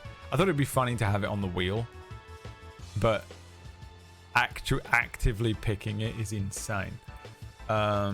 Jaeger also, thank you for the thanks for the. Oh, sorry, it wasn't Jaeger. It was L. Thank you, L, for all your fish needs. I think me and L would get along just fine. I understand L. L had a cool story, I think. Of all my, was he a villain? Was he not? I don't know what he was. Character. I enjoyed L's backstory. I love justifying how their characters existed. Lionel and L. I enjoyed non-canon. I'd love to do another. I'd love to do something similar or another season of it. Maybe one day. Maybe next year when we restart the Friday shows. Reload. Wish granted. What do you want? What do you want? Play Expedition 33. A few friendly monsters come out of the rift to help us. I knew Chicklet was going to write. Play Expedition 33 Keck. An item from the legendary table. Ham and cheese sandwiches. The witch is canonically played by PB. Can't do that. An alien merchant appears and helps us fight. Snotflap suddenly finds the spirit of teamwork. Instant long rest so Diablos comes back. Off screen. I don't know what that means, so I'm not doing it. I'm not stressing PB out with what she will perceive to be extra work.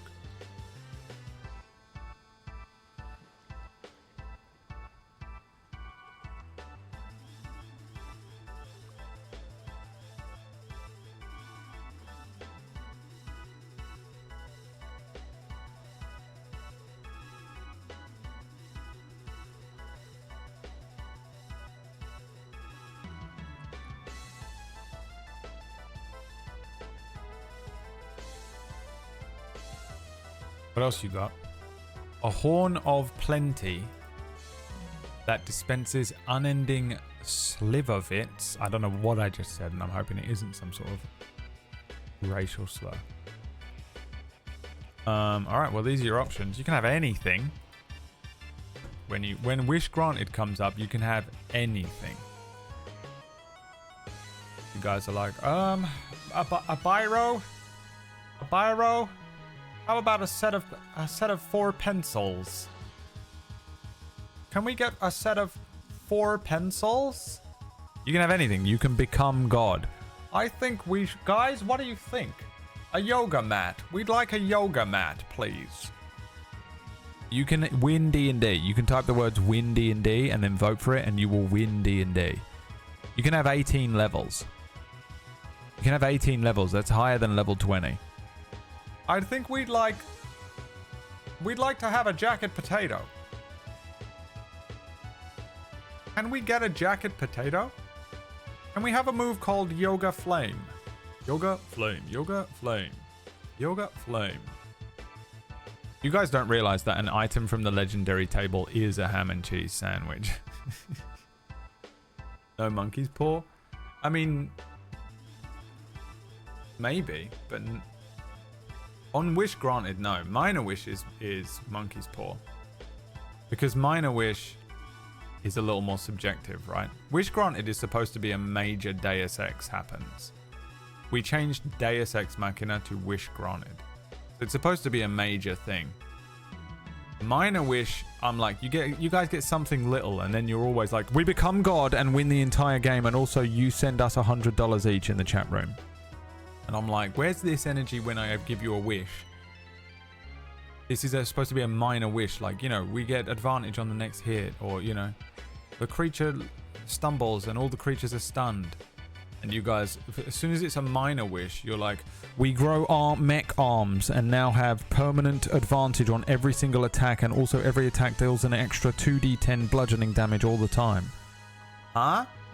Minor. So you have to be monkey pawed because you can't contain yourselves. This is supposed to be major. I don't know if I've imposed much monkey's paw on this wish granted. An item from the legendary table. Alright, let's roll for it. D&D legendary items table.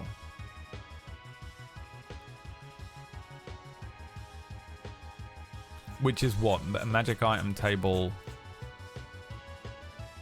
Is magic item table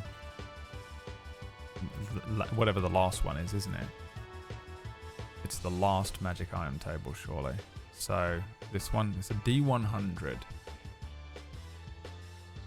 It's a D100. So I'll roll that here.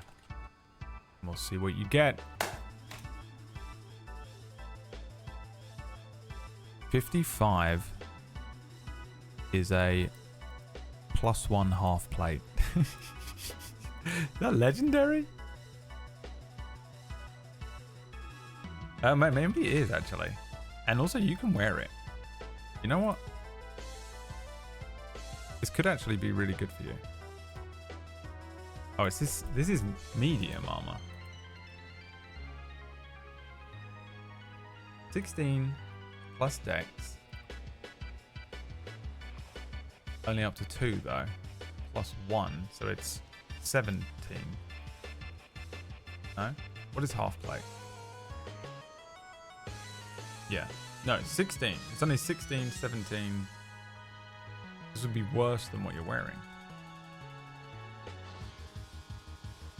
But would it be for Lancelot? Yeah.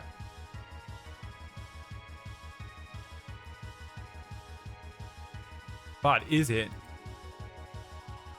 It's rare. It's not legendary. Wait, so this isn't a legendary item table. You lied. Alright, we roll till it's legendary. 78. Oh my god. Oh, armor of invulnerability. Hold on. This is legendary.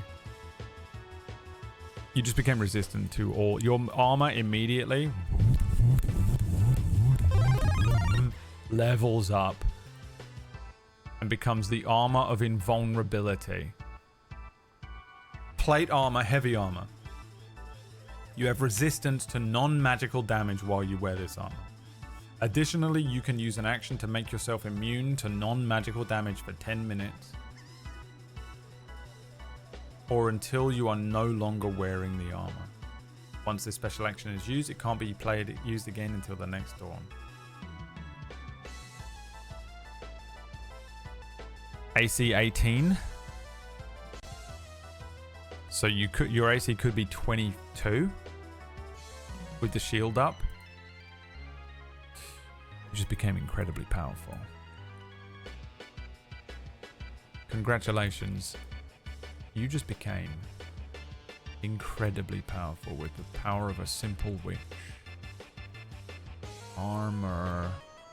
Armor. Leather armor. Delete.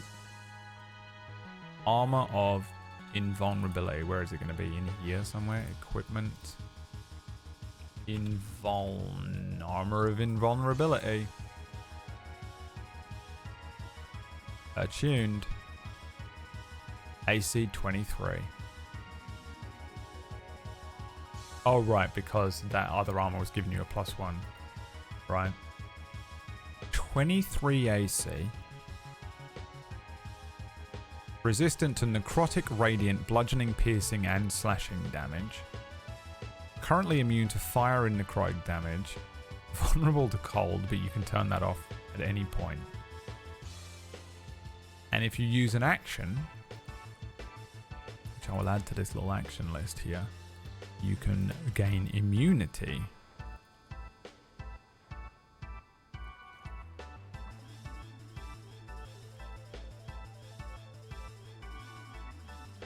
To become invulnerable to bludgeoning, piercing, slashing.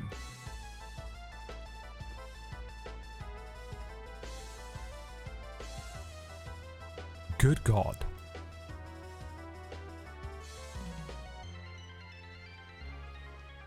So really, the only things that can kill you now is spells that require you to make saves.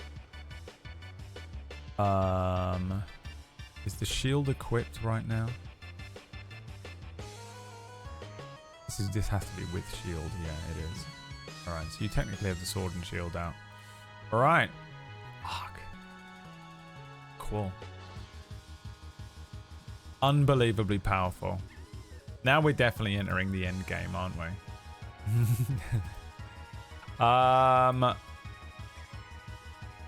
So, Jaeger and Plumrug just purchased you an armor of invulnerability. Everyone say thank you to Jaeger and Plumrug. With that one. You're also kind of close to another pick.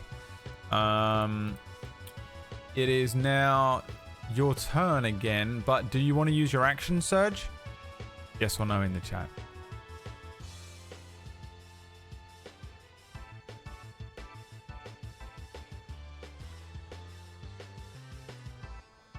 Yes, yes, yes. I'm seeing no nays.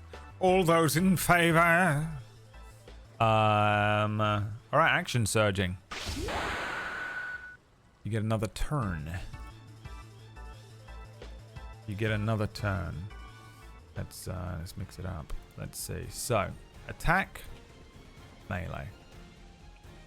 Attack. Your longbow is by the crystal, actually, I think. So I'm just gonna say that you kind of can't use the longbow right now, because I think you dropped it, right? I think it's up there. Invulnerability ability. Activate. Potion of healing you don't need. Summon Diabolos you can't do. You could use your movement to run over and interact with the crystal. What does Lyri do? Any other options in the chat room if you want? Any creative options? Now is the time to speak, or forever hold thine.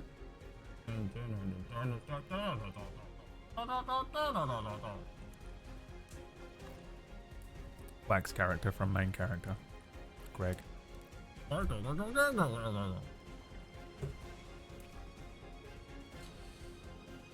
Blind it with our shiny new armor. I'll allow it. Dodge action in front of it and laugh at its pitiful attempts to hit us.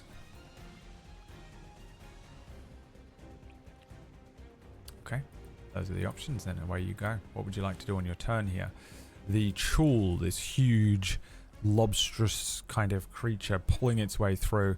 Immediately, Lyri pulls out the artifact that allows them to summon Diabolos. This enormous creature appears and strikes the Chul with sort of necrotic damage, but it isn't really doing a damage type. It's casting a death spell in a way on the creature and just siphoning its life force. And then the spell wind blows, and Lyri's armor literally just sort of levels up before your very eyes. Legendary flex. I use legendary. I summon Pot of Greed. I summon Pot of Greed. We have to add Pot of Greed to summon, don't we?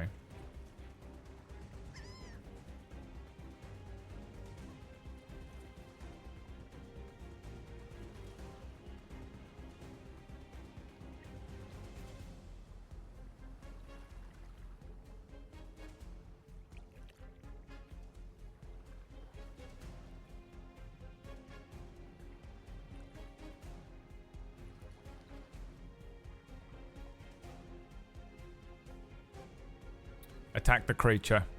They're in. They have decided. It is time. Where would you like to move? Here or here? To the left of the creature or in front of the creature? To the left of the creature, in front of the creature. To the left of the creature, in front of the creature. The choice is yours. Front, front, front, front. Okay, front it is. Targeting the creature. It is time for you to roll me an attack roll, chat. I did figure out how to do this, by the way, last week. What you do is you look at the... We'll take the second number, exclamation point, roll d20 in the chat room for the rapier attack. And if I do view item, it actually says +6 here. So you have a +6 to hit with the rapier. And that is down to you rolling your dice in the chat room. We'll take the second number, the second winning number that rolls for this. So not that one, Ian. Hey, Ian, don't play the lottery. Oh, another one. Keep rolling. Because that's a fumble and we've got a little fumble table here. When you roll a natural one. Hey, Max, don't play the lottery today. Stay indoors. I wouldn't even operate a vehicle. And then a 2. Wow, rolling so badly. Equipment slip. Your weapon or item slips from your grip and flies 10 feet away in a random direction. Roll a d8 to determine the direction, with north being 1. 4. So what is that? That is 1, 2, 3, 4. So it lands over here. I don't know if I have something. Can I chuck a tile in? What have I got on tiles? Do I have any tiles? I have to do this on the other screen because I think it probably will come up and show you some side quest secrets that we just can't have. We just can't have you seeing, I'm afraid. This is a good lesson for me to learn. There's an axe there. That'll do, won't it? We'll just chuck that axe down. That's what that'll represent your rapier. Where did I say it was? There.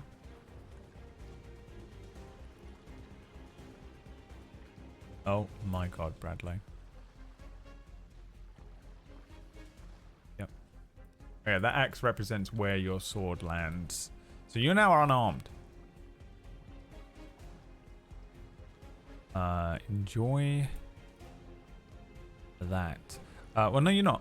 You have actually got the option to do an offhand attack, which I'm assuming you will do. So just go ahead and roll for your offhand dagger attack. You have the bone dagger that you can use on an offhand attack for your bonus action. There's not really anything else you can do on a bonus action, so just go ahead and roll that attack. You might as well take it. Anonymous gifted fucking 10 subs. Good god. All right, we'll see this offhand attack through, and then we'll spin the wheel. Thank you very much, Anonymous. Appreciate you. 15. No, keep rolling. That's the second. We'll take the second. Keep going. Keep rolling. Keep rolling. Keep rolling, rolling, rolling, rolling. Thank you for the 10 gift subs, Anonymous. Thank you for the tips and subs today, everyone. I appreciate it. I will be spending it immediately on replacing my lost food. And also my increased rent. I mean, as if they needed to increase rent. Who's a millennial? You love being a millennial? We've lived through so much shit, haven't we? Everything sucks, dude. My mum yesterday was like, why don't you just buy a house? And I was like...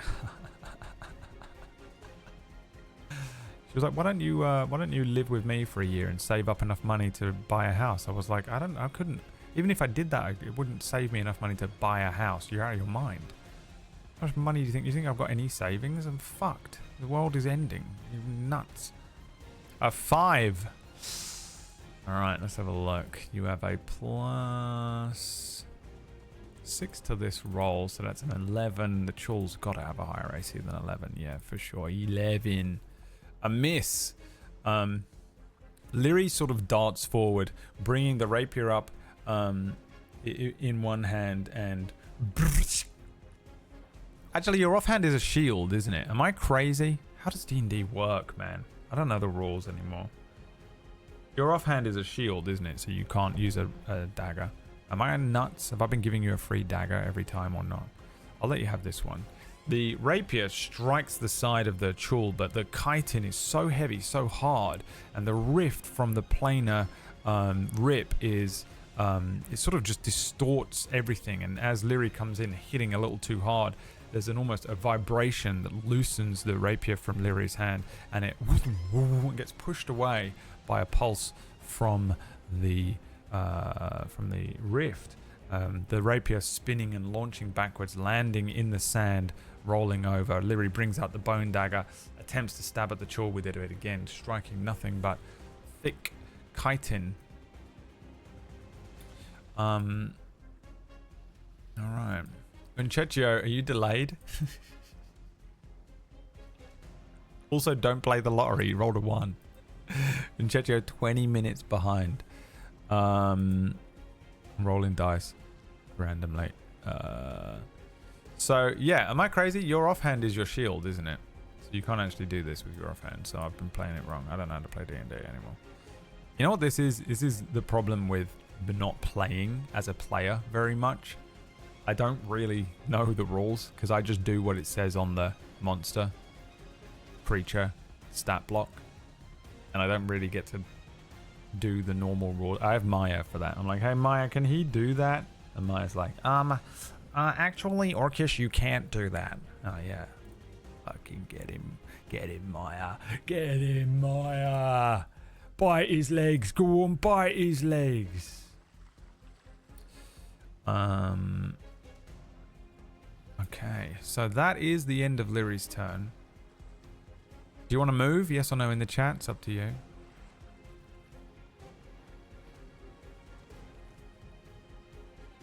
Feel like you will get an opportunity attack from the creature potentially. No, alright, Snotflap. Fuck this giant thing, I'm gonna eat it. What is it? I'm gonna make you fish. What are you, a fish? Snotflap appears above the chul. Brings out the weapon. The Warp Strike dagger and attempts to strike the chul. 15 is a miss. Bring! Just again hitting sort of just armor. This thing is like a giant armored tank rolling out of this thing, and Snotflap just cracks the chitin, landing back on the sand. Oh shit, that's big and strong. And then he will actually genuinely Misty Step away because, oh my god, I'm on the token layer. Because fucking, you know, fuck this. Let's get him. He's going to go 30 feet away down here. As he ports with a Misty Step. Good luck! Bringing us to Lancelot's turn. What would you like Lancelot to do? I'm going to pull this up in a Twitch chat poll. New poll. Lancelot's turn. Now, because Lancelot is good, he is essentially a Pokemon that you can control. The options for Lancelot are... he can attack with his... He has a great sword. He is more of a defensive guy, so he only has like a... He has a low attack stat, you know. He can use a move called Taunt, which is a move we gave him last week, which he can verbally compel a creature. As long as the creature can hear Lancelot, they must succeed on an intelligence saving throw, or they have disadvantage on targets other than Lancelot. Alternatively, he can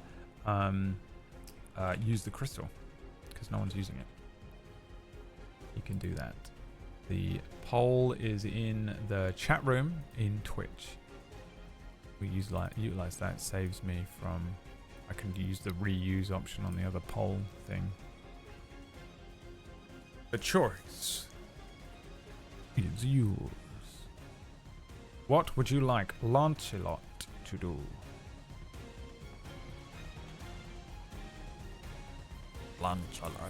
Lunchalot. I wish I had some lunch. I wish I had fucking food in a fucking house. I did the thing where I didn't even get pissed off about it. When I walked out, I saw it was I did the thing where I was like, oh no, and I opened the freezer and was like, please still be frozen, and nothing in there was frozen, and I was like, God. And I did that. You know when you do the thing where you don't even get pissed off, you just go, all right, and you just deal with it. Just feel a bit miffed, you know, because you can get pissed off about it. You know, people that get pissed off about that stuff. People get pissed off about that stuff. Oh, for fuck's sake, fucking fuck's sake. I was like, I'm not doing that. Use the crystal. Leary instructs Lancelot to use the crystal. He sort of nods and rushes over here. Now, let's see. He can get there. They've used their movement wrongly this turn. But the Chul will get an attack on Lancelot. Because he gets an attack of opportunity here. Let's see if it can hit Lancelot. Oh no, I didn't even read what it can do.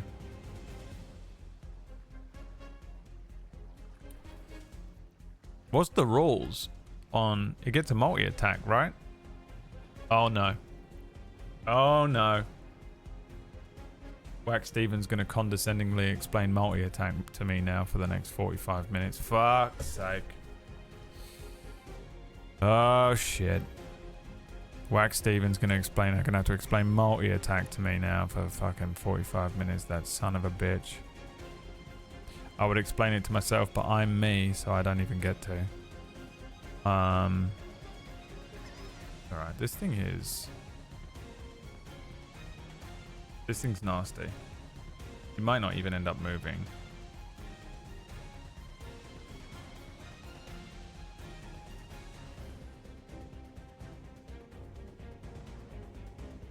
Alright, so it can use one of these things. I think it's going to try and use its paralyzing tentacles. No, it can't do this. Can it? No, this isn't an attack. It just gets a melee attack. Alright, we're fine. It might still grapple him. Let's see. Lancelot.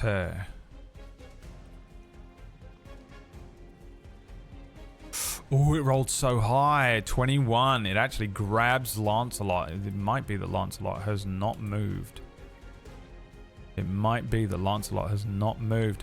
Creature takes bludgeoning damage. If the target is large or smaller, it has the grappled condition. Lancelot attempts to move, but is actually a huge pincer comes down.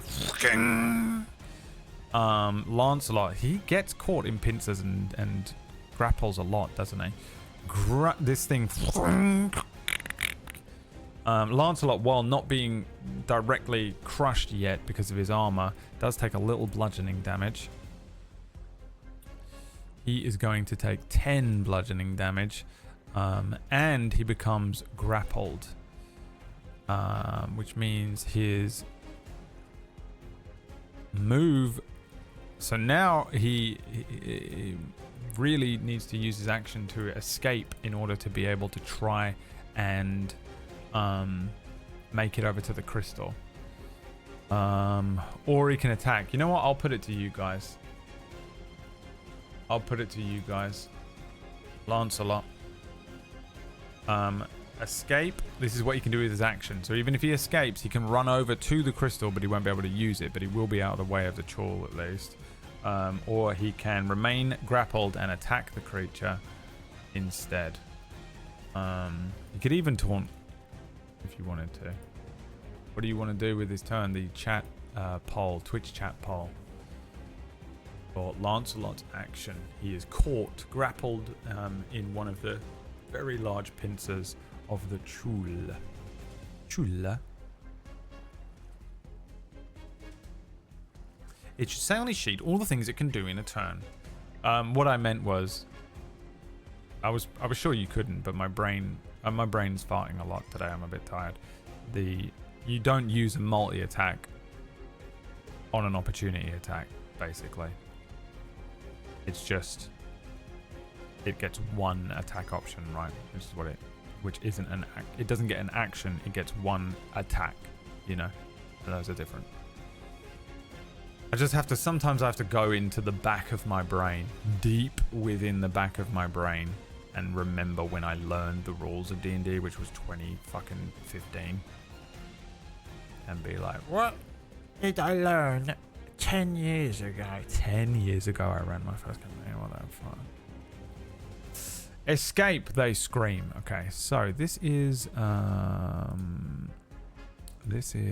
a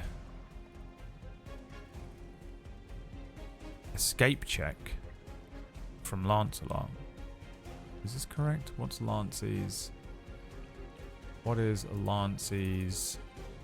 He's a strength boy. He has a +2 to strength. That's about it. Let's see if he can do it. I don't even know if the... Yeah, Lancelot. Athletics check.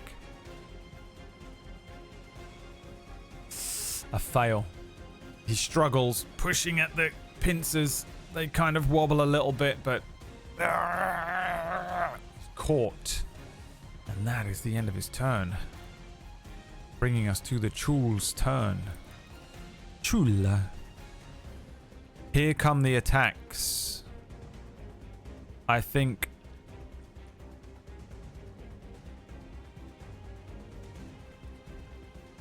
Oh, this is going to be bad. This is going to be bad, guys. The Chul is bloodied. The Chul is injured. I'm going to use one... Does it have... What are the new grappling rules? It doesn't have advantage to hit him, does it? D&D 2024. Does it have advantage to hit a grappled creature? If it has a creature grappled? No, it doesn't. I don't think. One thing that we do know is that some tentacles are being launched. Oh, yes. You have a wheel spin. Why didn't anyone remind me? Where's Shadow? Let's do that now. Wheel spin. Can it save them? Can they be saved by a wish? Quadvantage. Maybe. This might actually help you. Because some paralyzing tentacles are coming in. The paralyzing tentacles. A constitution saving, sorry. One creature grappled by the Chul. Oh, wait, no, this isn't going to work for you. The target has... Oh, this is just straight up. Here we go. Hold on. No, not on Lyri. Why is it an area of effect? Am I crazy? Why is it doing this? No. Not Lyri.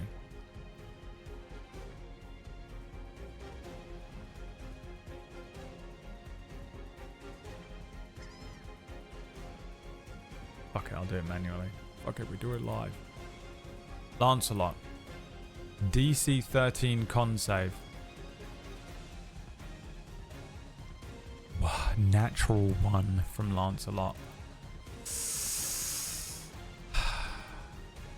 Poisoned and paralyzed. Lancelot. Grappled, poisoned, paralyzed. The poisoned condition means that he has disadvantage on attack rolls and ability checks. The paralyzed condition means his speed is 0. Automatically fail strength and dex saving throws. Attack rolls against you have advantage. Any attack roll that hits you is a crit if the creature is within 5 feet of you. Lancelot in trouble. Repeats the save at the end of its turns, or after 1 minute the condition will end. So at the end of Lancelot's turn he can attempt to make this save again. Then the next thing that happens here is the Chul is going to attempt to grab Lyri.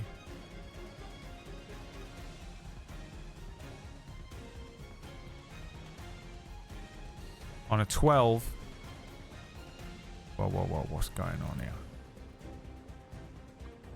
An 18 is a miss, and a 20 is a miss. 2 misses. Lyri probably barely even moves, and the pincers come down and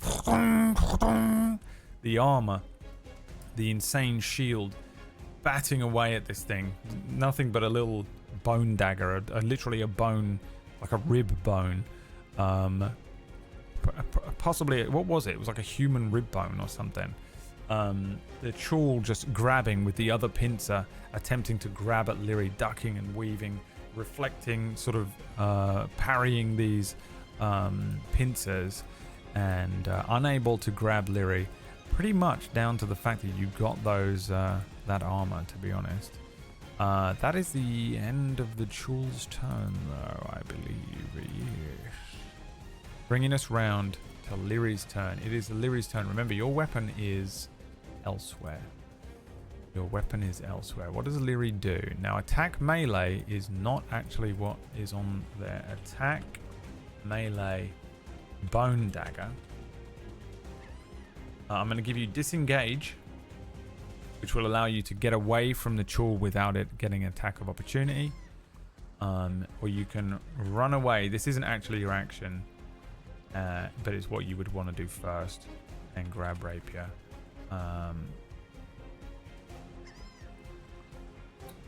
Help Lancelot free.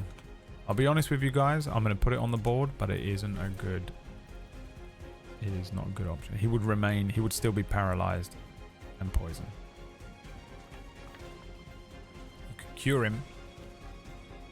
You could do...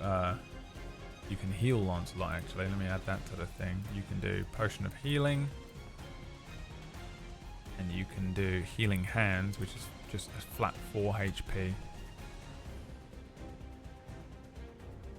Is this a new round, or did the creature lose its reaction? This is a new round. Lancelot went before the Chul.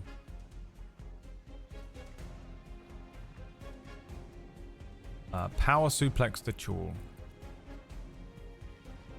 What does Lyri do? The choice is yours. Now you have quad vantage on whatever you do. Remember, don't let me forget. You do have quad vantage on whatever you fancy doing. If it requires some sort of check like that. Check like that.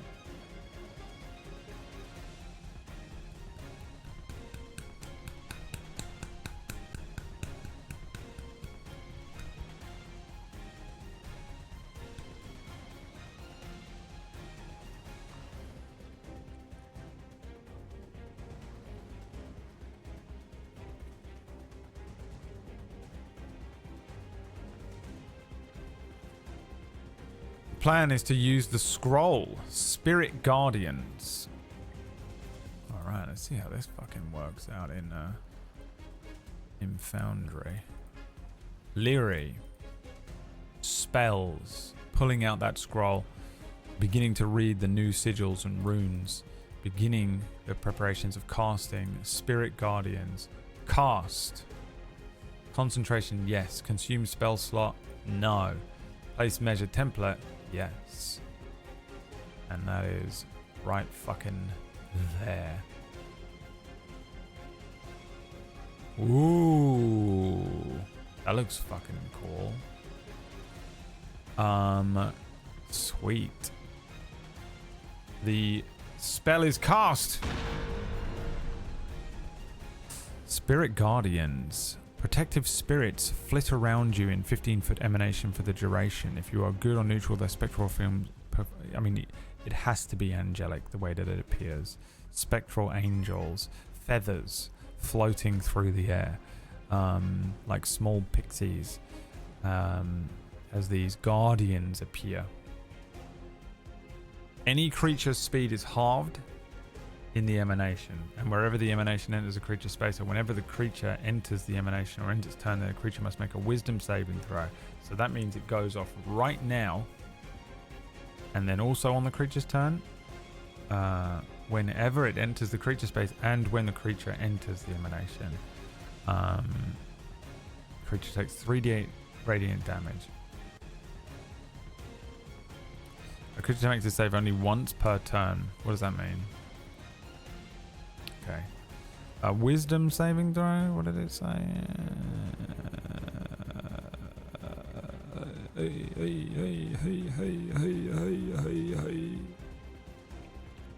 Yeah. Here we go. Whiz save. Wow. A 2. It fails. 3d8 radiant damage coming in. Let's see. Decent roll. 665, 17 damage dealt to the Chul immediately as Lyri finishes the Leary finishes the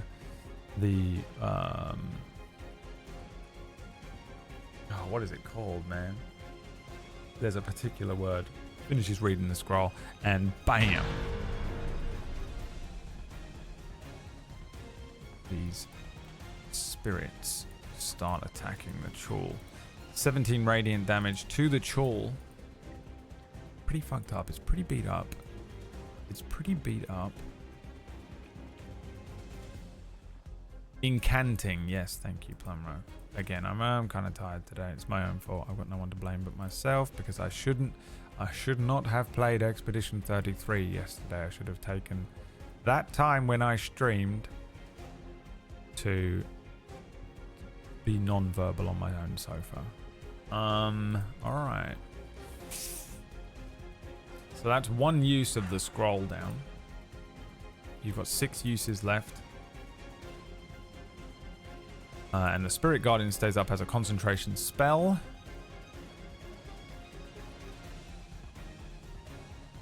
And that's it. You want to move? Probably not, right? Spirit Guardians stay on you or here? What is this? Spirit Guardians? Yeah, around you. 15 foot.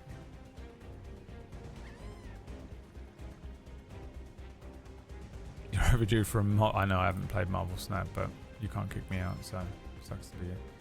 Alright, that's it. Snot Flap. Turn. Snot Flap throws the Warp Strike Dagger, I think. He's all he does.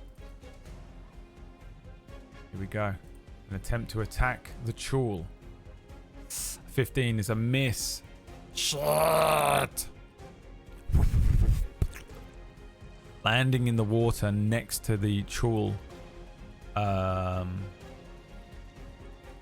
don't think Snotflap knows what the fuck is going on with Spirit Guardians either and says, Hey, can you throw the dagger back this way? because he's a piece of shit. But he will Misty Step further away.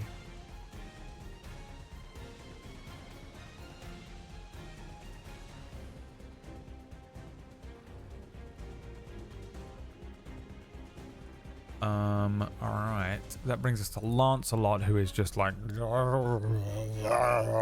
caught in a pincer by this creature. Paralyzed and poisoned. Now, does he make this check on disadvantage? What type of check is it again? It is a Constitution saving throw, and he has disadvantage on those hack rolls and ability checks, so no. Okay, here we go. A con save again from Lancelot.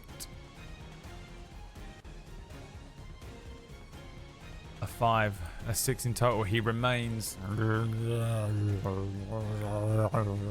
fucked up and paralyzed. The Chul will now attempt to go. Now, does the Chul... This is only once per turn. Well, does he take damage again? Whenever the emanation enters a creature's space, and whenever a creature enters the emanation or ends its turn there. So it didn't enter, but it does. It will end its turn here, but first it gets its turn. So let's do the turn. For the Chul, we're going to target Leary with 2 pincer attacks. First one being a hit. Wow. 25 on that roll from the boy. And the second one being a 3. So the first thing that happens is you take some damage. Oof. Did I max damage? Maximum damage, but you do have resistance. So the 12 becomes a 6. You must make a concentration saving throw. And that's you in the chat. Roll me a d20. Con save is... You just have to beat a 10. Is there new rules? 20, 24, concentration, D&D.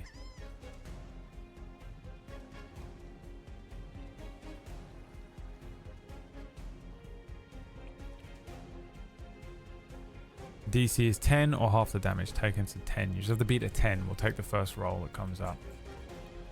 A 10 by Max. There you go. Congratulations. You remain concentrating on the spell. Well done.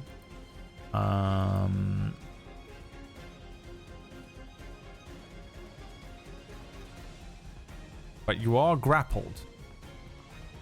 The pincers wrapping around Lyri's fresh armor upgrade. This beautiful plate armor that is, I think it's probably just, you know what it is? It's you know, you don't have the huge helm on, but the armor is big, heavy, full plate armor, unbranded, just kind of gleaming and silver, not too dissimilar to a classic set of knights plate armor, but when the sunlight catches it, there's almost like a rainbow gleam to it, you know, like one of those rainbow salmons when you see sometimes it kind of looks metallic, but then you get a kind of a flash of prismatic color to it, because it's magical and it was provided by the Spellwind, right? And also we support LGBTQ rights in this channel, so that is the end of the Chul's turn, though, I think, right? Yes. Bringing us back around to Lyri, grappled. So you are grappled right now, which means you have the option to use Spirit Scroll. You've already done that. Healing Hands, Lancelot, Potion of Healing. You can use these on yourself as well. Help Lancelot free. Run away and grab the rapier you can't do. Help Lancelot free is not going to be too useful. Escape. Grapple is also an option. Let's give you those options. Away you go. Away you go. Pick an action for Lyri to complete.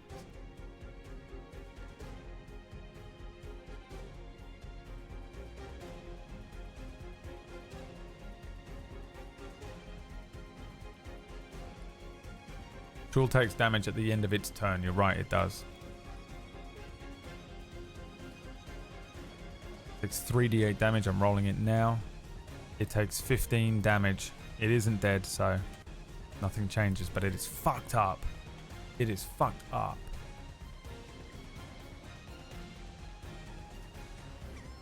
This is fucked up.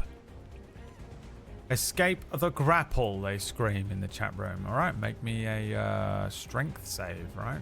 Strength. Roll me a d20 and we'll figure out what it is. Escaping the grapple check is an athletics check, isn't it? Yeah. And you have to beat 14. Lyri making an athletics check has a +2 to this roll.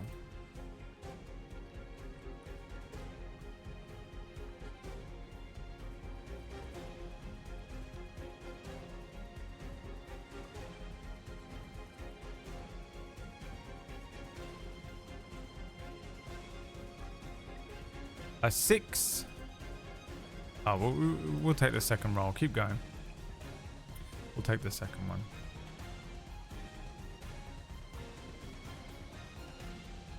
You lucky blighters. I'm gonna give you another chance. I give you another chance to break free.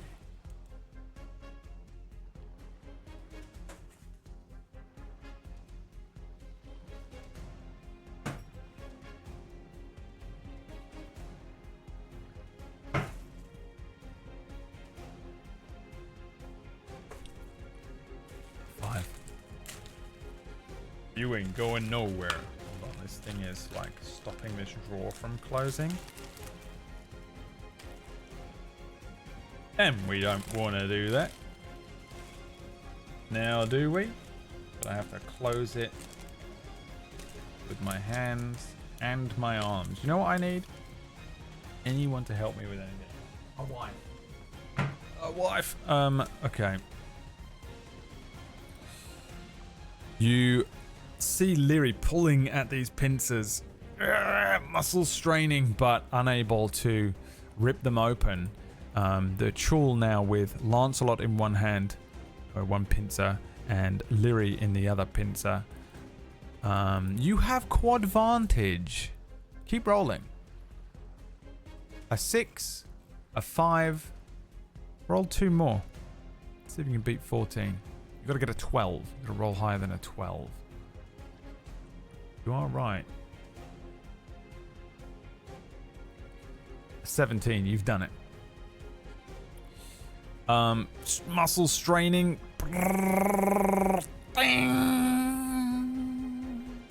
Breaking free. Releasing themselves from the chul. You are successful in escaping. Is the plan to run away? Because that is your action. You have movement. You can attempt to run away. Otherwise, that is your action. Used an action surge? You did, right?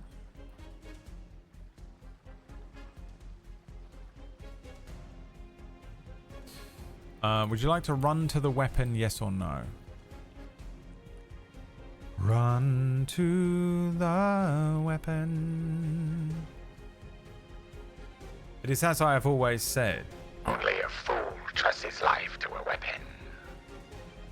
Alright, they say. We run to the weapon and collect it. Oh, this actually is on you, and the area measurement is not. Oh my god, that's even better. Look at that. That's fucking beautiful. That's fucking beautiful, mate. I fucking love the look of that.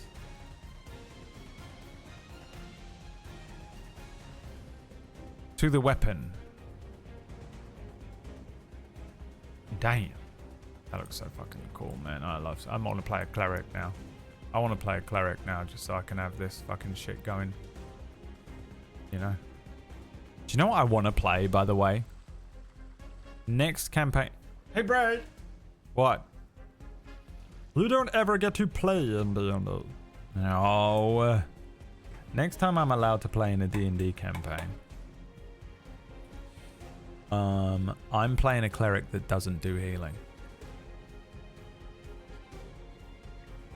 I'm playing a cleric that doesn't have healing spells. That's what I'm playing. The class is cleric, but don't treat me like I'm a cleric. Jester does healing all the time. I'm playing a straight up doesn't do healing. Doesn't even have them prepared. Cannot prepare it. Doesn't have access to healing spells.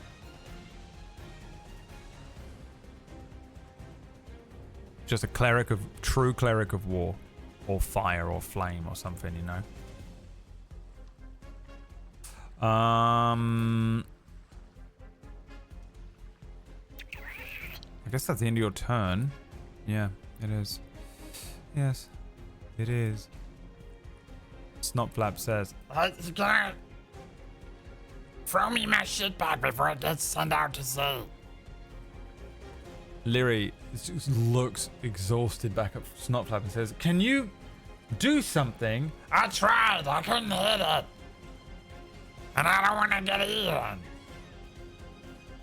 Snotflap's turn. Con save from Lancelot's turn.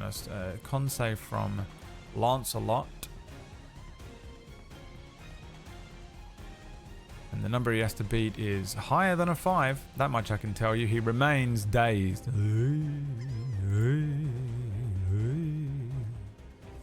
The Chul moves here. The Chul, dragging Lancelot along behind it, will target Lyri. He could kick the crystal. You know what? I'll do this. Give me a persuasion or intimidation check. Chat, we'll take the first number you roll. If you can convince him, I think you've got to beat a 10. You have a +3 to this roll. You have a +5 to this roll. +5 to the roll, beat a 10. Natural 20 from Dirky Dirk. Lyri says, Snotflap, kick the crystal. Okay. Doesn't even know why he's doing it. Doesn't know what happens. Kicks it. Boom. The Chul now makes a save. A wisdom saving throw from the Chul. Got to beat a 12. Fail. Stunned. Blah. Let's go of Lancelot. Pincers opening.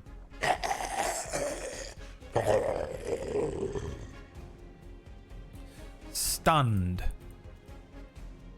Snotflaps Did I do that? Oh shit, this thing's great. starts trying to pull the crystal out of the ground.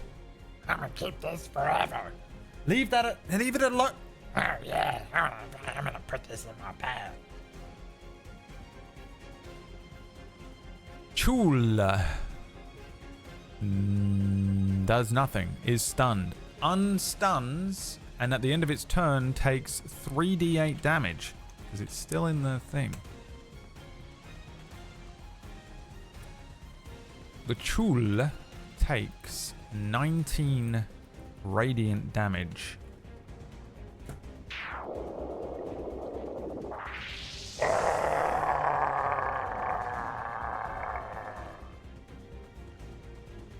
The Chul is dead. Chul is dead. The Chul is dead. The Chul has died. Why doesn't it not come and give me the death symbol on him anymore? Just in this corner. No. All right. With that, the spirit guardians evaporate.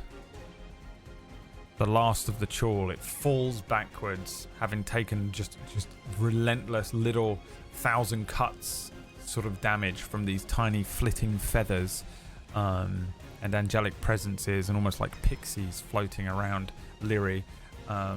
It just wilts, the Chul wilts and falls backwards into the surf. The planar rift remains open, and the witch will now attempt to close it. What did I do? An Arcana roll, right? It was a D20 plus 3, I think. And she now has to beat what, a 5? So it was 20, 15, 10, 5. So you have to roll higher than a 5 to close the rift here. Nails it. She, from inside the hut, you see her begin to push her hands closed. This kind of old water witch, bits of seaweed and kelp rattling around her. The force field outside of the hut, things in the hut jingling under the power of the spell. As she brings her hands closer and closer together, you see the rift begin to... Eventually she closes her hands together and the rift vanishes with a kick up of surf.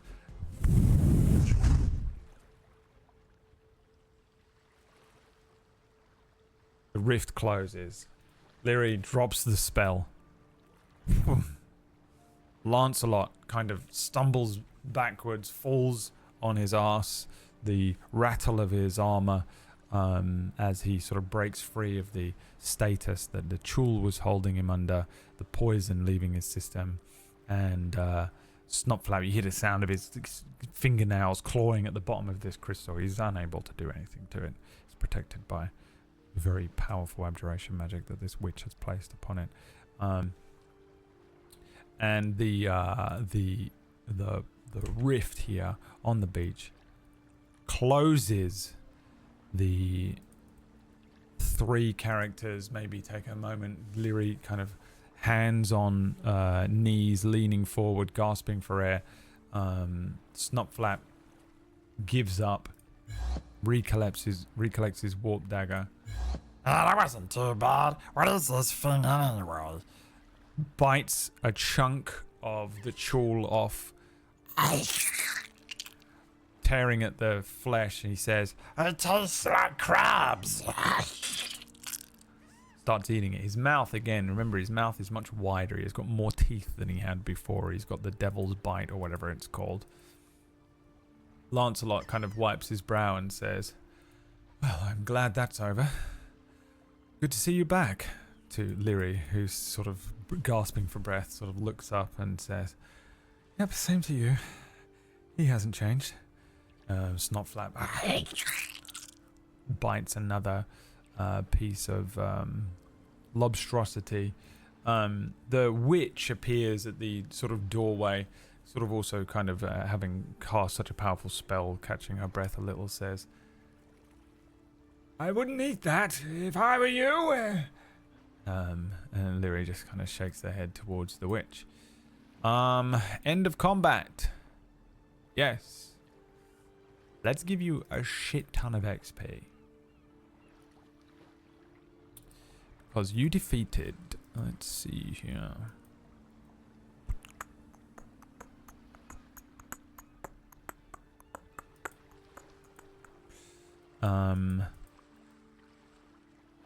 You know what? I might be able to do... Might be able to work this out if I... delete that. So what was it? It was a...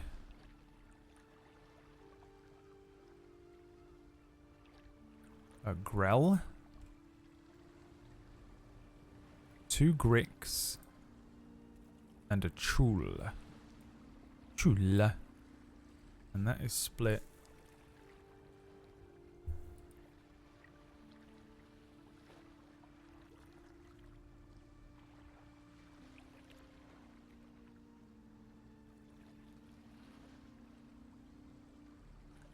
So that is...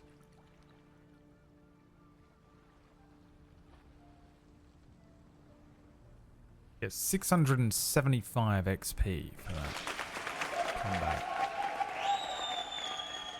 Not too shabby. It's not going to level you up though.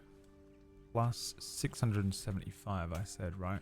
So you're at 4,135 XP.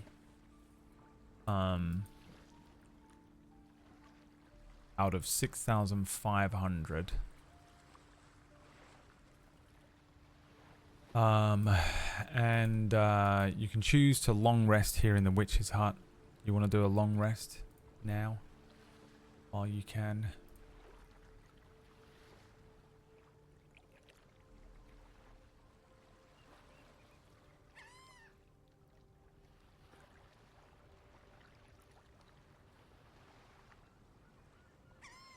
Yes. Yes, we would like to do that, Braid. Yeah, I think it's fair that you can safely rest here. The crew beds down, you know, relaxes for a few hours with the witch.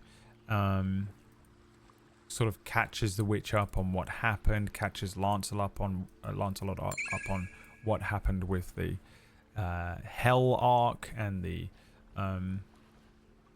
whole process of escaping Hell, to Tivolus, the changes to Snotflap's mouth, the situation with the angel, and the sort of completely random encounter with the king of the devils, Cran, and the escape from Hell being sort of random and being brought back here. Then people rest, a meal is shared, the witch puts on a meal for everybody. Makes a joke about not being a hotel, but kind of lets it go. And yeah, the party are able to rest. I think maybe getting a good proper night's sleep under the sort of safe conditions of the witch's hut. Let's quickly do a long rest. It's a new day as well. It's a new day, it's a new dawn, it's a new life for Leary, and I'm feeling good. Now I think really we go back to the world map.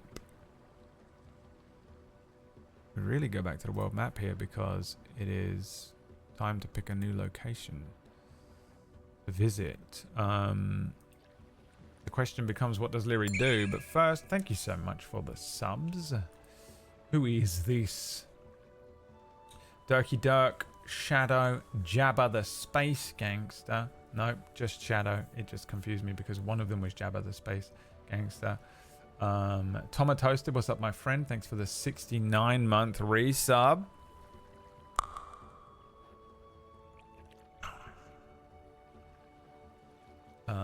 And then what's that? A wheel spin? 2? 1 wheel spin? 2 wheel spins? It's at least 1, so let's spin it and see what we get until Shadow tells me.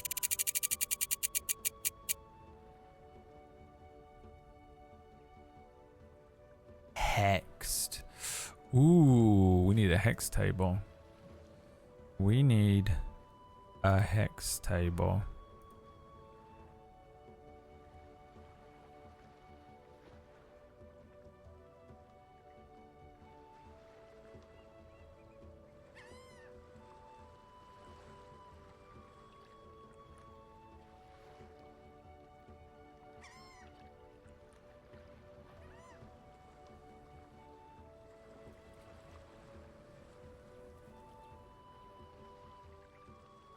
Roll me a d20.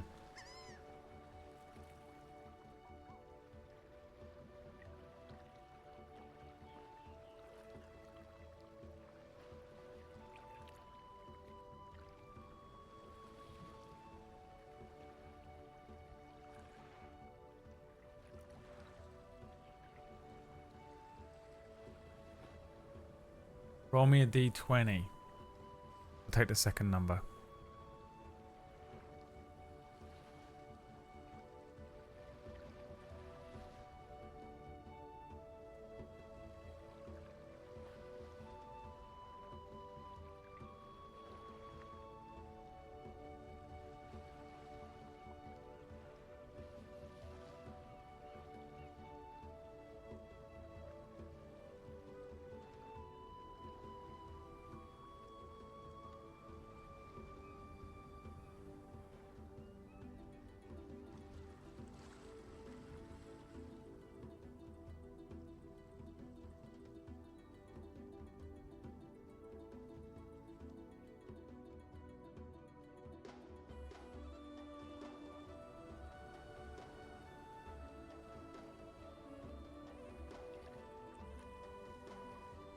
A 2.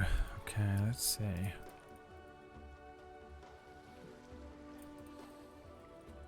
The spell wind kicks up as Lyri wakes up the next morning, and a hex is cast. You have blunted wit and a reduction in intelligence, as your investigation score is reduced by -1.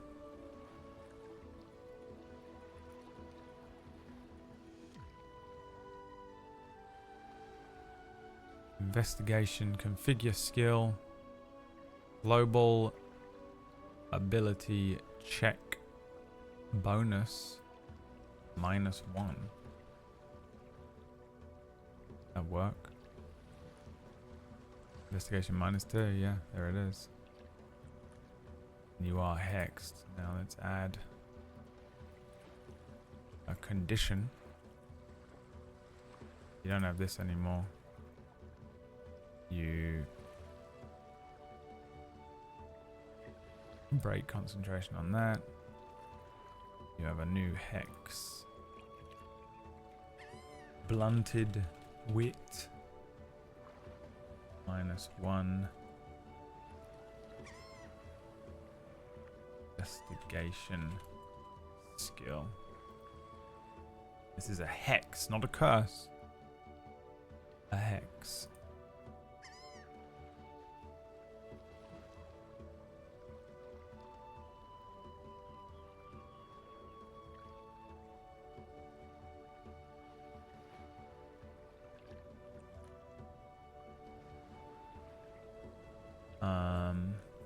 Blunted wit.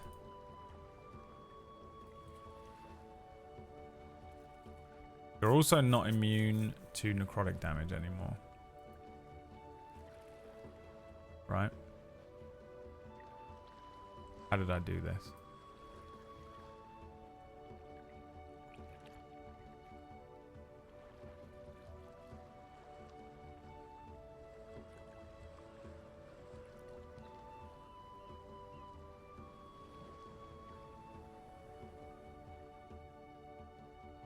Because that's worn off. It was an hour, I think.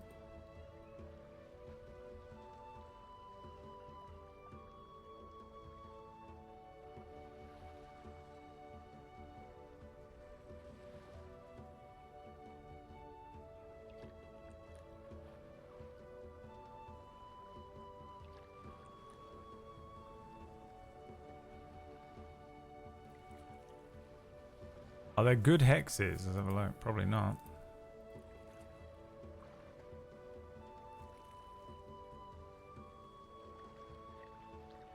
Doesn't look like it.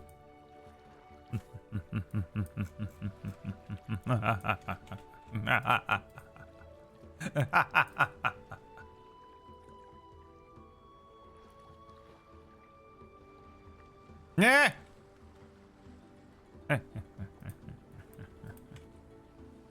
Oh, cool, great. Glad I did that. You motherfucker. Oh, you motherfucker.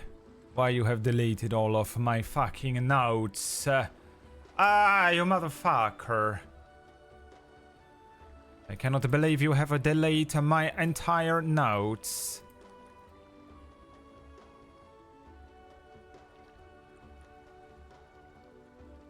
Holy shit. It deleted my entire notes. Where the fuck have they gone? What is happening here? Why are you bold? Oh, you know what? Fuck it, I don't care. Fine, it looks like that. Great. Alright. You are hexed. What do you do now?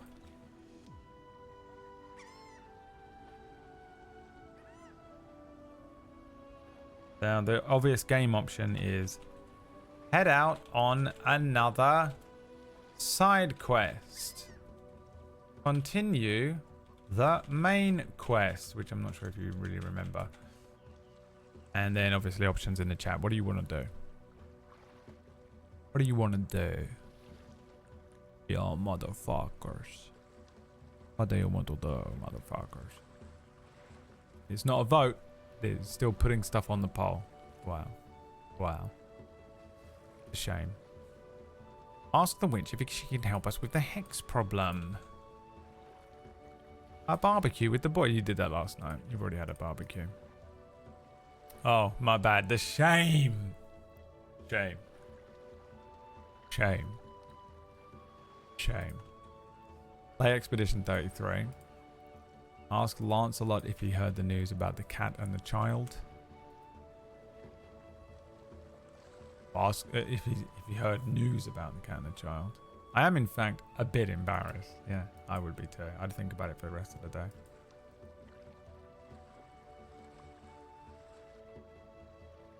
Any other options? Alright, away you go. Now you can vote, Omega and Venom. Good luck. Go ahead and vote for whichever one you want. You guys are losers. Losers. Come on. Not sure I want to now. The shame of it's killed him. He's cut his fingers off in shame. I can't. I'll never vote again. Alfred, I'll never vote again.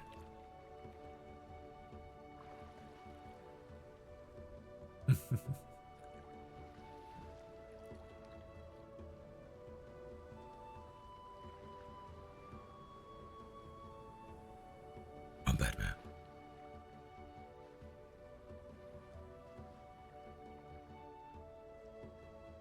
He's bloody poking eye out.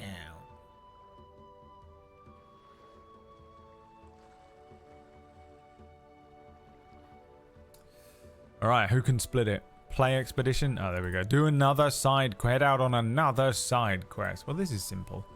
Would you like to head towards... We've got the Crossroads, Crystal Cavern. You know, I think if I do this, it'll be easier and quicker. Which quest do you make for? This isn't. This is going to travel to.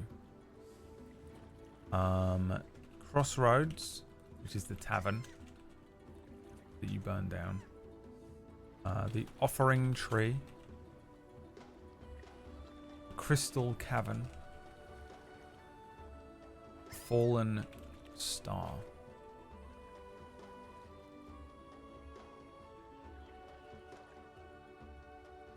The choice is yours.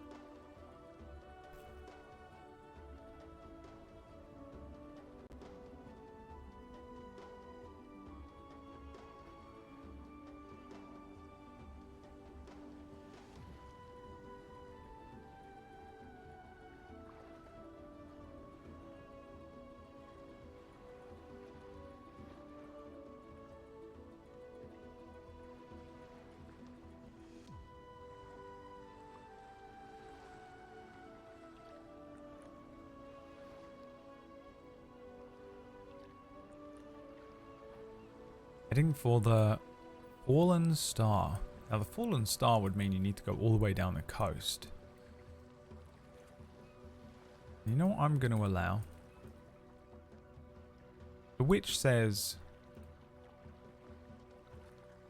Would you like to take my little rowboat? would you like to take the witch's rowboat? Yes or no?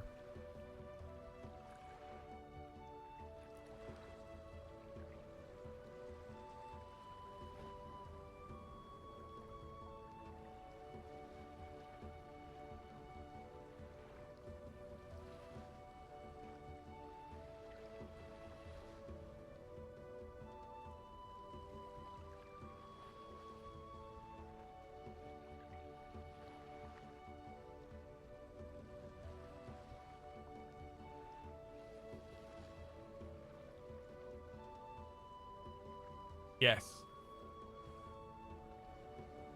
Lancelot and Snotflap do not look particularly pleased about it, but Lyri agrees and thanks the witch. The witch says, Don't worry. If you can't get it back to me, I can swim really well. Lyri jumps into the rowboat. Lancelot hops into the rowboat. Snotflap jumps into the rowboat. And the three of them head out. Freshly recovered. Packed. And begin making their way down the coast. Back towards where the Whispering Winds was. This is where you were on the travel around here when you were sent to hell. Knowing that there are other things around here to investigate, Lyri decides to take the time to move along the coast, following the coastline for a little bit in this boat, and move towards the Fallen Star. And I think that's probably a good place to end the session today. Congratulations. We'll pick up next week in the rowboat and see if there's any fun to be had in this rowboat. The Witch's Rowboat. It's a basic rowboat, by the way. There's nothing crazy going on here. I didn't miss anything, right? Did I miss a wheel spin? You didn't get a pick a prize? Well, you got one. You actually got an amazing pick a prize. Jesus Christ. Jesus Christ. Alright, I'll let you pick a prize. We'll close it with a pick a prize. Pick a prize. Pick a prize, one and all. Let's see, what do you want? Pick a prize. You get an instant potion. You can have next roll being a 20. You can have quadvantage. Some wild magic might happen. You can have wish granted. I mean, there's no point in taking the other one, is there? Instant long rest, don't need that either. Spin for companion. A merchant appears. Gold. Gain a potion item. Change your scroll out. Magic item. 10% boost to Diablos. Level up a companion. Or play Expedition 33 immediately. Pick a prize.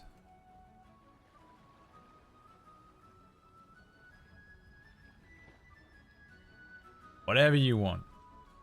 Come on, come on. Come. Come on, come.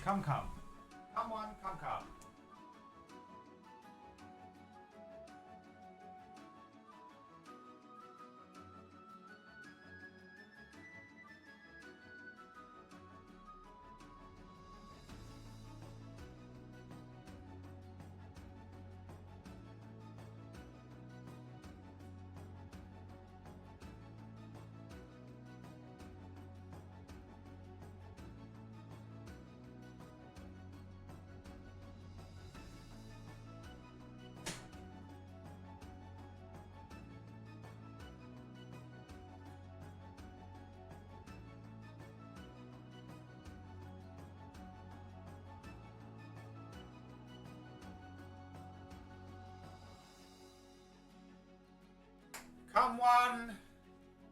Come. What would you like to win? Play Expedition 33. Wasted that so hard. Wasted it so unbelievably hard. Could have just had a wish, got an amazing piece of item, and then immediately I would have played Expedition 33 anyway. Could have had anything. Could have fucking had anything. Because we're playing Expedition 33 either way.